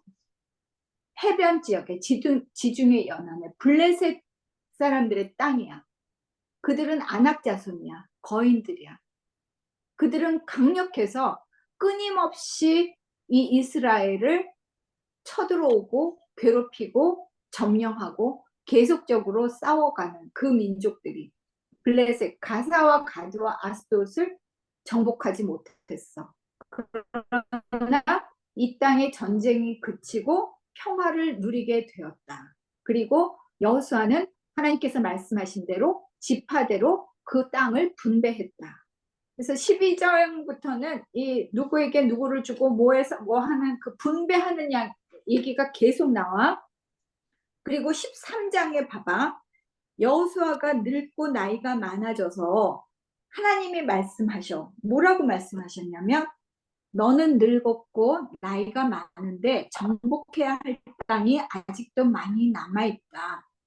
근데 그게 블레셋 땅과 이집트 동쪽의 땅과 시돈 땅과 이런 땅들이야. 그런데 6절 봐봐. 그 사람들을 내가 모두 쫓아낼 터이니 너는 오직 너에게 내가 지시한 대로 그 땅들을 유산으로 나눠줘라 하고 얘기한 거야. 아직 못 쫓아낸 민족들이 많다는 걸 하나님도 알고 있어. 그런데 너는 이미 늙고 나이가 많으니 이제 내가 나머지 민족들은 다 내쫓을 터이니 아직 그 정복 전쟁이 끝나지 않았지만 땅을 나눠주라고 얘기를 한 거야. 그래서 여호수아는 그 땅들을 나눠주는데 요단강 동쪽에 어느 지파들이 요단강 동쪽을 차지하고 있었지? 우리가 가나안 땅으로 오기 전에 바산 왕 옥과 헤스본 왕 시온을 물리치고 뺏은 요단강 동쪽을 우리는 이 땅을 달라고 요구한 지파들이 있었어. 그게 누구야? 르우벤, 갓, 므낫세. 므낫세 반지파와 르우벤 갓지파야. 그들을 돌려보냈고 그 다음에 나머지 땅들을 요단강 서쪽 지역을 분할하기로 했어. 그런데 14장 보면 2절 모세에게 명령하신 그대로 그들은 제비를 뽑아서 아홉 지파와 므낫세 반쪽에게 땅을 유산으로 나눠줬어. 그리고 그렇게 땅을 나눠주려고 시작할 때 누가 딱 나타나냐면 6절 여분네 아들 갈렙이 여호수아에게 말하기를 당신은 주님께서 나와 당신에 대해서 가데스 바네아에서 모세에게 하신 말씀을 하나님이 하신 말씀을 당신은 알고 있을 겁니다. 내가 40살 되었을 때 그 땅을 정탐하게 했을 때 어쨌건 다른 사람들이 다 하나님의 명령을 믿지 않았을 때 우리는 그것을 믿어서 하나님께서 네가 영원히 네 자손의 그 땅이 네가 발로 밟는 그 땅이 너의 땅이 될 것이다 라고 얘기하지 않으셨습니까? 나는 이제 85살이 됐지만 11절 나는 오늘도 여전히 건강하며 그때와 마찬가지로 힘이 넘쳐서 전쟁하러 나가는데 혹은 출입하는 데는 아무런 불편이 없습니다. 그러니 이제 그날 주님께서 약속하신 이 산지를 내게 주십시오. 저 찬송가 중에 이 갈렙의 이 말을 가지고 찬송을 만들어 놓고 있어. 기억해? 이 산지를 내게 주소서 그날에 말씀하신 이 노래 있잖아. 이게 갈렙의 그 고백이야. 그 산지를 하나님께서 내게 약속하신 그 땅을 내게 주십시오. 그것을 45년 동안 잊지 않고 그것을 갖고 있었고 그것을 정복해서 내 것으로 만들겠다라는 이 갈렙의 비전과 용기 또 변함없는 신실함 이것이 갈렙의 위대한 점이야. 과연 거기에는 아낙 사람이 있어. 그리고 그 성읍은 크고 견고해. 그러니까 물러서겠다는 얘기야. 거기는 굉장히 크고 견고하고 두려운 곳이지만 12절에 그 고백 봐. 그러나 주님께서 나와 함께 하시기만 한다면 주님께서 말씀하신 대로 나는 그들을 쫓아낼 겁니다. 그리고 여호수아가 그러자 갈렙을 축복하고 헤브론 땅을 유산으로 그에게 주었다. 자, 헤브론 땅을 달라고 한 거야. 헤브론 땅이 어떤 땅이야? 헤브론 땅 기억 못해? 기억하죠? 아브라함 때부터. 아브라함이 사라를 장사 지낸 막벨라 불 헤브론 땅이야. 그리고 아브라함이 죽어서 묻힌 땅 헤브론이야. 이삭과 야곱이 나중에 돌아와서 요셉이 출애굽해서 모세가 갖고 온 저기 또 헤브론 땅. 요셉이 야곱을 장사 지낸 것도 헤브론 땅이야. 헤브론은 창세기에 하나님의 약속을 맺고 하나님의 백성이 된 이스라엘 위대한 족장들이 묻혀 있는 그 땅을 갈렙이 헤브론을 내게 주십시오라고 요구한 거야. 그래서 헤브론은 갈렙의 유산이 되어 오늘날까지 이른다. 그것은 그가 주 이스라엘의 하나님을 충성스럽게 따랐기 때문이다. 헤브론의 옛 이름은 기럇 아르바였는데 아낙 사람들 가운데 가장 위대한 인물이었지만 결국 갈렙이 그 땅을 차지했다는 거야. 드디어 그 땅에 평화가 깃들었다. 그리고 그때 16절, 15장 16절을 보면 갈렙이 기럇세벨을 쳐서 점령하는 사람은 그의 딸 악사와 결혼시키겠다고 말했는데 갈렙의 형제 그나스의 아들인 조카인 온니엘이 그곳을 점령하였으므로 갈렙은 그를 자기의 딸 악사와 결혼시켰다. 이 온니엘이 사사기의 첫 번째 나오는 이스라엘의 첫 번째 사사가 돼. 어쨌건 이 갈렙을 위해서 유다 지파의 땅이 제일 먼저 분배가 됐어. 그래서 15장에는 유다 지파가 차지한 땅들의 명단이 쭉 나와. 그런데 15장 63절 중요해. 유다 자손이 예루살렘 성에 살던 여부스 사람을 쫓아내지 못하였으므로 여부스 사람과 유다 자손이 오늘까지 예루살렘 성에 함께 살고 있다. 이게 참 안 된 거지. 16장 에브라임과 서쪽 므낫세 반지파의 땅이 분배가 됐는데 10절 그러나 그들이 겟셀에 사는 가나안 사람을 쫓아내지 않았으므로 가나안 사람들이 오늘날까지 에브라임 지파와 함께 살며 종노릇하고 있다. 그리고 17장 므낫세도 12절 므낫세 자손들이 성읍의 주민을 쫓아내지 못했으므로 가나안 사람들은 그냥 그 땅에 살기로 마음을 굳혔는데 이스라엘 자손이 강성해진 다음에 가나안 사람에게 노동을 시켰지만 그들을 다 쫓아내지는 못하였다. 자, 이게 계속돼. 계속. 나머지 땅도 베냐민 지파의 땅도 시므온 지파의 땅도 스불론 지파, 뭐 이사갈, 납달리 다 나눠줬어. 그런데 단지파 시므온 지파는 봐봐. 19장 9절에 보면 시므온 자손은 유다 자손의 목 가운데 그들을 유산을 받았다.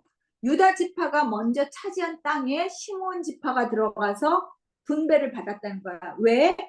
유다 자손의 몫이 필요 이상으로 크기 때문에 시므온 자손이 그 땅에서 받은 것이라고 얘기를 해. 그런데 시므온 지파는 모세의 그 축복 가운데 시므온 지파는 없었어.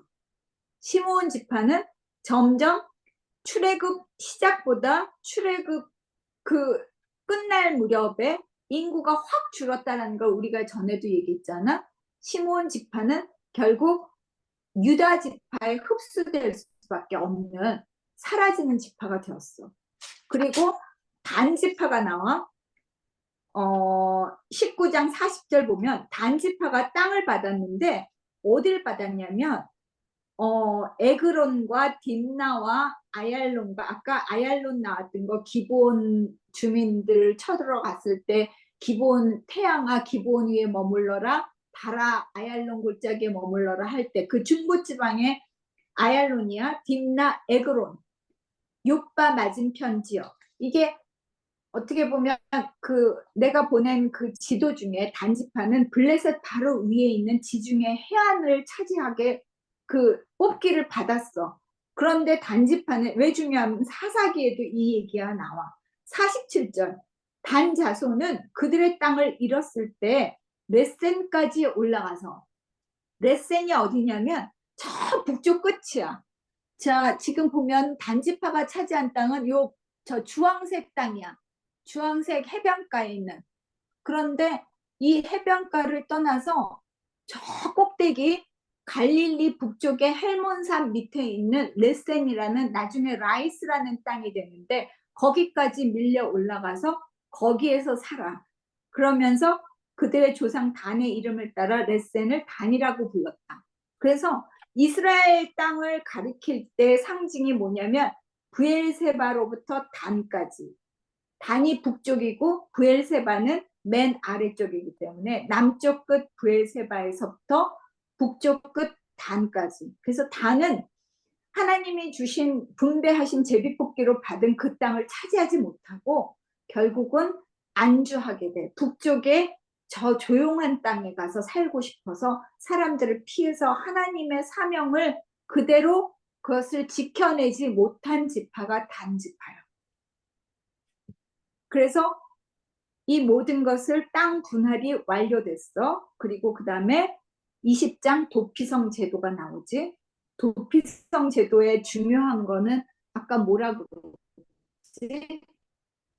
지난번에도 내가 그 글로 따로 글을 써서 보낸 거 읽어봤는지 모르지만 이 도피성 제도는 굉장히 신학적으로 중요한 개념이라고 히브리서에서도 신약에서도 얘기하는 도피성 제도는 이 그 뭐지 미필적 고의에 의한 살인자들이 재판을 받고 죽을 그렇게 때까지 얘기하면은 미필적 고의는 아니고요. 인식 있는 음. 과실이라고 보시면 좋겠어요. 아 그런 거야?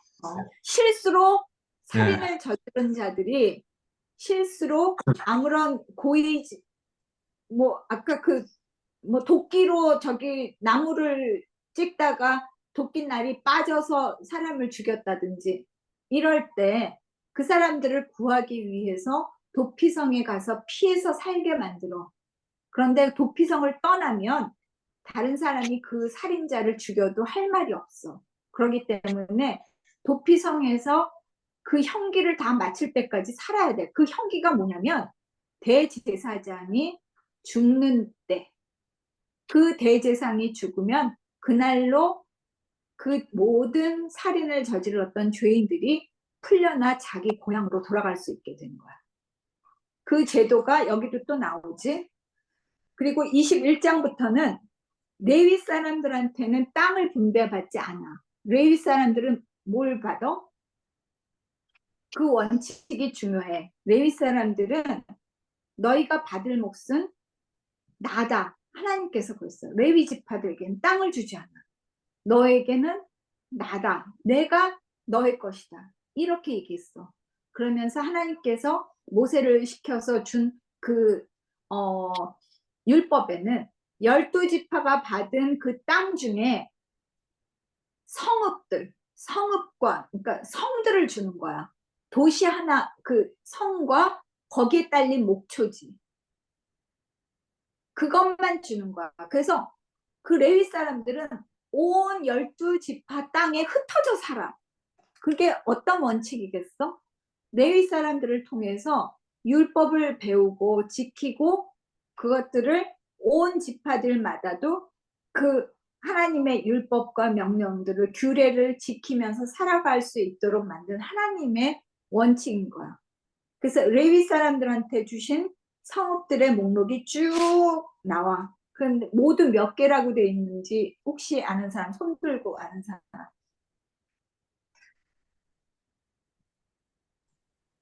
다음부터는 퀴즈를 내서 상금을 주도록 해야겠다.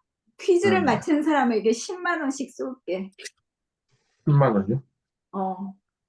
되게 세네요. 그래야 열심히 읽을 거 아니야? 자, 오늘은 레위 사람들이 얻은 모든 성읍은 48개였어. 41절 보면 21장 41절에 48개의 성읍 플러스 거기에 깔린 목장이었다.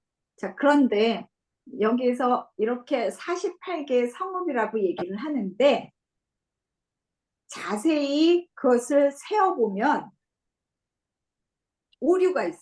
24절하고 25절 봐봐. 21장 24절에 보면 아얄론과 거기에 딸린 목장과 가드림몬과 거기에 딸린 목장 이렇게 네 성읍이다 해놓고 25절 므낫세 반지파가 준 것은 다낙과 거기에 딸린 목장과 가드림몬과 거기에 딸린 목장 이렇게 두 성읍이다. 가드림몬이라는 성읍이 2번 나와 반복돼. 그러니까 진짜로 받은 성읍은 몇 개지? 47개인 거지. 가드림몬이 2번으로 세진 거야. 어떻게 보면 경계에 있는 성읍이었는지도 몰라. 그 반지파와 므낫세 반지파가 경계를 맞닿아 있기 때문에 이쪽 성도 저쪽 성도 반씩 그렇게 눌렸을 수도 있어. 가드림몬이라는 성이 그 경계에 있었던 거예요. 그래서 두 번이 겹쳐졌기 때문에 반복됐기 때문에 47개일 수도 있어. 어쨌건 22장에는 같이 싸우러 왔던 정복 전쟁에 참여했던 그 동쪽 요단강 동편 땅을 차지했던 르우벤과 갓지파와 므낫세 반지파를 돌려보냈어. 그리고 모든 사람들이 다 그 자기 땅을 분배받았고 그런데 동쪽 지파들이 이제 다 당신들의 땅으로 가십시오 해갖고 돌아가는데 그들이 길르앗 땅으로 돌아가는데 22장 10절 그들이 요단강 가까이 있는 그릴롯에 이르러 단을 쌓았어. 그 단은 보기에 아주 큰 단이었어. 그랬더니 이 소식을 듣고 이스라엘 백성들이 아니 이럴 수가 있냐 하고 그 동쪽 지파들에게 대항하여 싸우려고 실로에 모여들었어. 그러니까 비느하스 제사장을 위시해서 그들에게 10명의 대표가 비느하스와 함께 간 거야.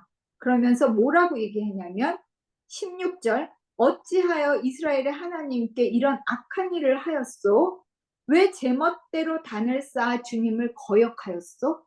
하고 묻는 거야. 제사장이 있는 것도 아니고 이들에게는 신앙의 중심지가 뭐였어? 언약궤가 있는 성막이었어. 지금까지 그 신앙의 중심지는 하나님을 만날 수 있는 곳은 성막과 언약궤가 있는 곳이야. 그리고 대제사장이 있는 곳인데 자기네 멋대로 여호수아가 쌓은 것도 아닌데 자기네 멋대로 그릴롯에 이르러 단을 쌓은 거야. 그러면서 당신은 19절 주님의 성막에 있는 주님의 소유지로 건너와서 차라리 함부로 단을 쌓을 바에는 요단강 동쪽으로 가지 말고 그냥 서편에서 같이 삽시다 이렇게 얘기한 거야.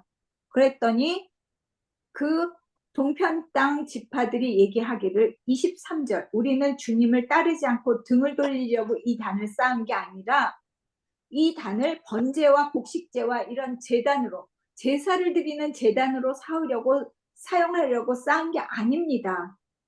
이건 무엇이냐면 24절 훗날 당신들의 자손이 이쪽 동편 자손들에게 너희가 이스라엘 하나님과 무슨 상관이 있냐 하면서 우리 자손을 건너오지 못하게 주님을 경외하지 못하게 할까봐 염려가 돼서 이 단을 쌓은 것입니다. 27절 이 단은 우리와 당신들 사이에 그리고 자손들 사이에 우리의 믿음을 증명하려고 세운 것입니다. 그러니까 이거는 제사를 드리는 제단이 아니라는 거야. 그러면서 28절 이것은 우리 조상이 만든 주님의 제단의 모형일 뿐이다. 여기서 번제를 드리거나 제물을 드리려고 한 것이 아니라 우리와 당신들 사이의 관계를 증명하려 쌓은 것이다 라고 대답할 겁니다. 우리는 함부로 아무 데서나 제사를 드리지 않고 불법적인 제물을 바칠 단을 만들거나 해서 주님을 배반하지 않을 것입니다. 우리는 하나님의 성막 앞에 있는 그 합법적인 단 외에는 어떤 제단도 쌓지 않을 것입니다. 할 때 모두 그 말을 듣고 기뻐하여 돌아갔어. 그리고 34절 루벤과 갓자손 그 요단 동편 그 지파들은 이 단을 일컬어 주님께서 하나님이심을 우리 모두에게 증명함이라고 하였다. 이건 뭐냐면 요단강 사실 하나님께서 주신 땅의 경계는 요단강 서편이었어. 동편 땅은 하나님께서 약속하신 땅이 아니야. 그런데 루벤과 갓과 므낫세 반지파는 그 땅을 보자 그 땅이 탐이 나서 이 땅에 머물겠다라고 자기네들이 한 거지. 근데 그때 이들이 염려한 것은 성막이나 하나님의 제단은 서편에 있는데 나중에 이 요단강을 중심으로 갈라져서 우리가 무슨 상관이 있느냐 할 때 우리는 한 민족이다. 우리는 한 신앙을 갖고 있는 하나님의 백성이다라는 것을 증명하기 위한 단을 쌓았다라고 얘기하는 거지. 그런데 결국은 요단강 동편에서는 결국 이스라엘 민족이 분열이 될 수밖에 없는 역사가 나중에 나와. 자, 그리고 23장으로 들어가 주님께서 이제 모든 민족들을 멸하셔서 이스라엘에게 평화를 주신 뒤에 오랜 세월이 흘러 여호수아가 나이가 많이 들었어, 늙었어.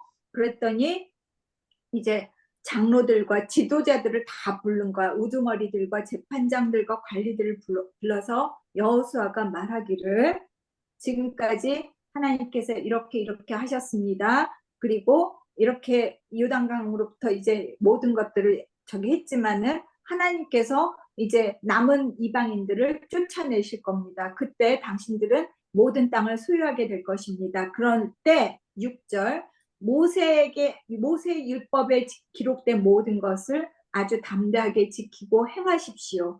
그것을 벗어나 좌로나 우로나 치우치지 마십시오. 자, 유언을 하고 있는 거야.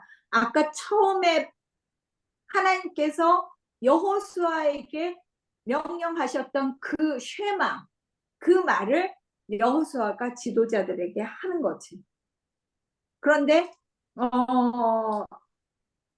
이 모든 것들을 14절 나는 이제 온 세상 사람이 가는 길로 갈 때가 되었습니다. 죽을 때가 됐다는 거지. 당신들은 하나님이 약속하신 모든 선한 말씀 가운데 이루어지지 않은 것이 하나도 없음을 당신들 모두의 마음과 양심 속에 분명히 알고 있습니다. 그 가운데 하나도 어김없이 다 이루어졌습니다. 그러니 그 반대로 여러분에게 저주하고 해로운 이야기들을 맹세했던 그것도 그대로 다 이루어질 것이라는 것을 명심하십시오. 지키지 않았을 때 하나님께서 얘기하신 그 저주도 분명히 이루어질 것이다라는 경고를 하고 있는 거지. 그러면서 24장 이제 마지막에 아까 얘기했을 때 여호수아가 그 그리심산과 에발산에 모여서 모세의 율법책을 읽고 그 가나안 땅에서 갖고 왔던 뭐 이런 저기 돌들에게다가 그것을 기록하는 일들을 했잖아. 이제 마지막으로 하는 거야. 24장에 또 하는 거야. 세겜에 모이게 했다. 그 우두머리들을 다 불러내서 앞에 세우고 여호수아가 설교하는 거야. 옛날에 창세기부터 얘기하고 있어. 아브라함과 나홀의 아버지 데라를 비롯해서 너희의 조상은 사실 유프라테스 강 건너에 살면서 우르에 살면서야지. 우르에 살면서 다른 신을 섬겼다.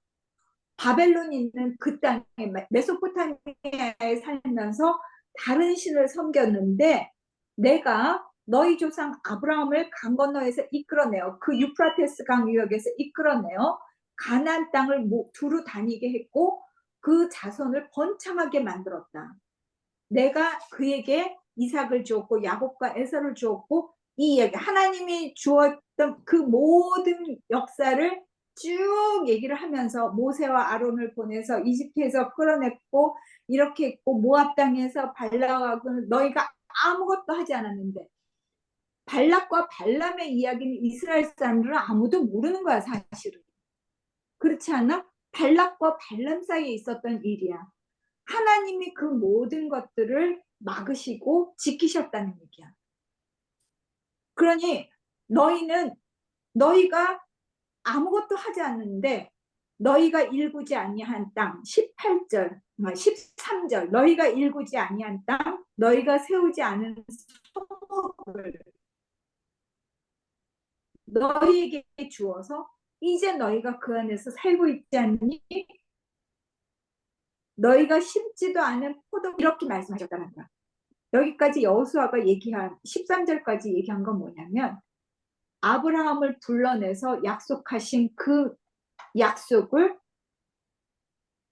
지금까지 신실하게 지켜오신 하나님이다라는 것을 기억하게 한 거지. 아브라함이 아버지 데라가 우르에서 하란에서 가나안, 가나안에서 이집트, 이집트에서 다시 가나안 땅으로 올 때까지 그때의 시간이 2000년경이라고 얘기했지. 지금은 몇 년이야? BC 1400년경이야.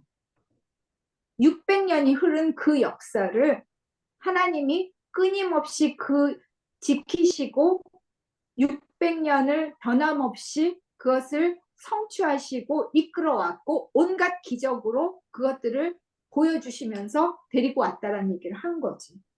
그러니까 14절 당신들은 이제 주님을 경외하면서 그를 성실하고 진실하게 섬기십시오. 그리고 여러분은 여러분의 조상이 강 저쪽의 메소포타미아와 이집트에서 섬기던 신들을 버리고 오직 주님만 섬기십시오. 주님을 섬기고 싶지 않거든 그 메소포타미아 신이든 아모리 사람들의 신이든 선택하십시오. 그러면서 여호수아가 나는 나와 나의 집안은 주님을 섬길 것입니다. 그랬더니 백성들이 대답해 다른 신을 섬기지 않겠습니다. 그리고 18절에도 또 우리는 주님을 섬기겠습니다. 오직 그분만이 우리의 하나님입니다. 그러니까 여호수아가 또 한 번 확인해. 하나님은 질투하시는 하나님이야. 당신들의 죄를 용서하지 않을 것이다. 당신들이 이 약속을 어기고 배신하면 당신들을 멸망시킬 것이다. 그러니까 21절 아닙니다. 우리는 주님만을 섬기겠습니다. 그러니까 당신들은 22절 주님을 택하고 그분만을 섬기겠다고 한 말에 대한 증인은 바로 함께 이 자리에 모여있는 여러분 자신입니다. 그랬더니 백성들이 우리가 곧 증인입니다. 23절 그러면 이제 당신들 가운데 있는 이방 신들을 내버리고 마음을 주 하나님께 바치십시오. 그러니까 24절 백성들이 다 함께 우리는 하나님을 섬기며 그분을 따르겠습니다. 그러자 25절 여호수아가 세겜에서 백성들과 언약을 세우고 그들이 지킬 율례와 법도를 만들어 주었고 이 모든 것들을 율법책에 기록해서 큰 돌을 가져다가 주님의 성소 곁에 있는 세겜에 있는 상수리 나무 아래 두고 마물의 상수리 나무 아브라함이 하란에서 가나안에 들어와 처음 제단을 쌓은 곳이 세겜이야. 그 세겜의 상수리 나무 아래 두고 모든 백성들에게 말하기를 주님께서 자, 이 돌이 우리에게 증거가 될 것입니다. 27절이야. 주님께서 우리에게 하신 모든 말씀이 이 돌이 들었기 때문에 여러분이 이제 하나님을 모른다고 하고 난 그런 적 없다라고 얘기한다면 이 돌이 여러분이 하나님을 배반하지 못하게 되는 증거가 될 것입니다. 그때 누가복음에 보면 이런 말이 나와. 그때 바리새파 사람들이 뭐 예루살렘에 예수님이 입성할 땐가 뭐 이럴 때 막 그 하나님의 아들 메시아 뭐 이렇게 저기 하니까 바리새파 사람들이 함부로 하나님의 아들이란 말이 어떻게 있을 수 있냐고 오히려 예수님한테 묻지. 그러니까 예수님이 그들을 막지 말아라 하고 얘기하면서 바리새파 사람들이 얘기하면 뭐라고 하냐면 이 사람들이 잠잠하면 돌들이 일어나 소리 지를 것이다. 돌들이 일어나 증언할 것이다 라는 말을 해. 그게 뭐냐면 이 구약에서 돌들이 들었던 것을 하나님을 배반하지 못하게 하는 증거. 이 돌들이 오늘날 여호수아가 세웠던 이 돌이 증인이 될 것이다 라고 얘기하니까 그 신약에서도 예수님이 그렇게 얘기해요. 그 모든 것은 이 돌들이 일어나서 너희가 가만히 있고 하나님을 배반하면 이 돌들이 증언할 것이다. 이렇게 얘기를 하지. 그리고 각각의 땅으로 돌려보내. 그때 여호수아가 죽었는데 나이는 110세였고 그가 유산으로 받은 딥나세라의 장사였다. 그리고 31절 이스라엘은 여호수아가 죽을 때까지 주님을 잘 섬겼고 여호수아가 죽은 뒤에도 이 이스라엘에게 하나님이 역사했던 그 기적과 그 정복 전쟁을 아는 장로들이 살아있는 동안은 주님을 잘 섬겼어. 그리고 이스라엘 자손은 이집트에서부터 가져왔던 그 요셉의 유해를 세겜 땅에 묻었어. 왜냐하면 야곱이 죽을 때 유언하면서 요셉에게는 그 세겜 땅을 주겠다. 내가 그 세겜 땅 하몰에게서 뭐 100냥을 주고 산 그 땅이 세겜인데 그 땅을 너에게 주겠다라고 유언했던 그 땅으로 요셉의 유해를 갖고 와서 묻었어. 그리고 33절 아론의 아들 엘르아살도 죽어서 사람들은 비느하스, 그 엘르아살의 아들인 비느하스가 유산으로 받은 에브라임 산간지방 땅 기브아에게다 장사하였다. 자, 이렇게 해서 여호수아가 끝나. 그런데 이 기브아라는 땅도 굉장히 중요한 그 지역이 되기도 하는데 31절이 중요하지. 그 역사 속에서 살아있던 것들을 경험했던 사람들이 있는 동안은 주님을 잘 섬겼지만 그 사람들이 없고 난 다음부터는 사라지고 난 다음부터는 죽은 다음에는 그 기억과 그 역사와 그 이적들을 기억하는 사람들이 없게 된 거야. 한 대가 지나가니까 하나님을 떠나고 하나님을 모르고 하나님을 기억하지 못하는 일이 일어나게 되는 게 사사기의 역사야. 그래서 어떻게 보면 긴 거지. 창세기, 출애굽기, 레위기, 민수기, 신명기, 여호수아까지 하나님이 이스라엘 백성을 아브라함으로부터 불러내서 메소포타미아에서 다른 신을 섬기던 아브라함을 불러내서 약속을 하지. 너는 나의 백성이 된다. 선택받은 내 백성이야. 그렇게 아브라함과 약속을 했던 그 약속을 지금까지 이어온 게 여호수아야. 역사 동안 하나님은 그 약속을 성취하셨고 이루셨고 결국 이스라엘은 그 약속대로 가나안 땅에 정착하게 된 거지. 그런데 그것이 한 대도 못 가서 그 신앙이 무너지는 것을 우리는 사사기에서 보게 될 거야. 아, 오늘 수고 많았어요. 여기까지 하고 다음번에 퀴즈를 낼 때 맞추면 10만 원. 그럼 오늘 같은 경우에는 그러면 47개가 정답이에요? 48개가 정답이에요? 아니, 여기서 성경에 48개라고 그러면 48개라고 해야 되는데 어쨌건 그 각 성읍을 쪼개서 나눠준 거지. 알겠습니다. 수고하셨습니다. 아, 그런데 참 고생하셨습니다. 내가 여호수아서 구성에 보면 생각 포인트라고 맨 밑에 가나안 모든 족속을 다 진멸하지 못한 이유는 그리고 정복 이후의 상황은 어떻게 전개되나 왜 여호수아 다음 후계자는 선출되지 않았나 모세는 여호수아를 세웠는데 여호수아는 왜 다음 후계자를 선출하지 않았나 오늘날의 헤렘 전쟁은 없는가? 오늘날의 헤렘 전쟁이 있다면 어떤 모양으로 나타나는가? 어떤 곳에서 헤렘 전쟁이 치러지고 있다고 생각하나? 이게 생각 포인트야. 다음 너무, 시간에 너무 어려운 질문을 던지시는 것 같네요. 아 그래? 감당하기 어려운, 선생님도 감당하기 어려운 질문이신 것 같아요. 아 나는 답이 있어요. 아, 그래요? 다음 주에 들어보겠습니다. 수고하셨어요. 아, 고생 많았어. 고생하셨습니다. 안녕. 수고하셨습니다. 안녕. 안녕히 주무세요. 건강해.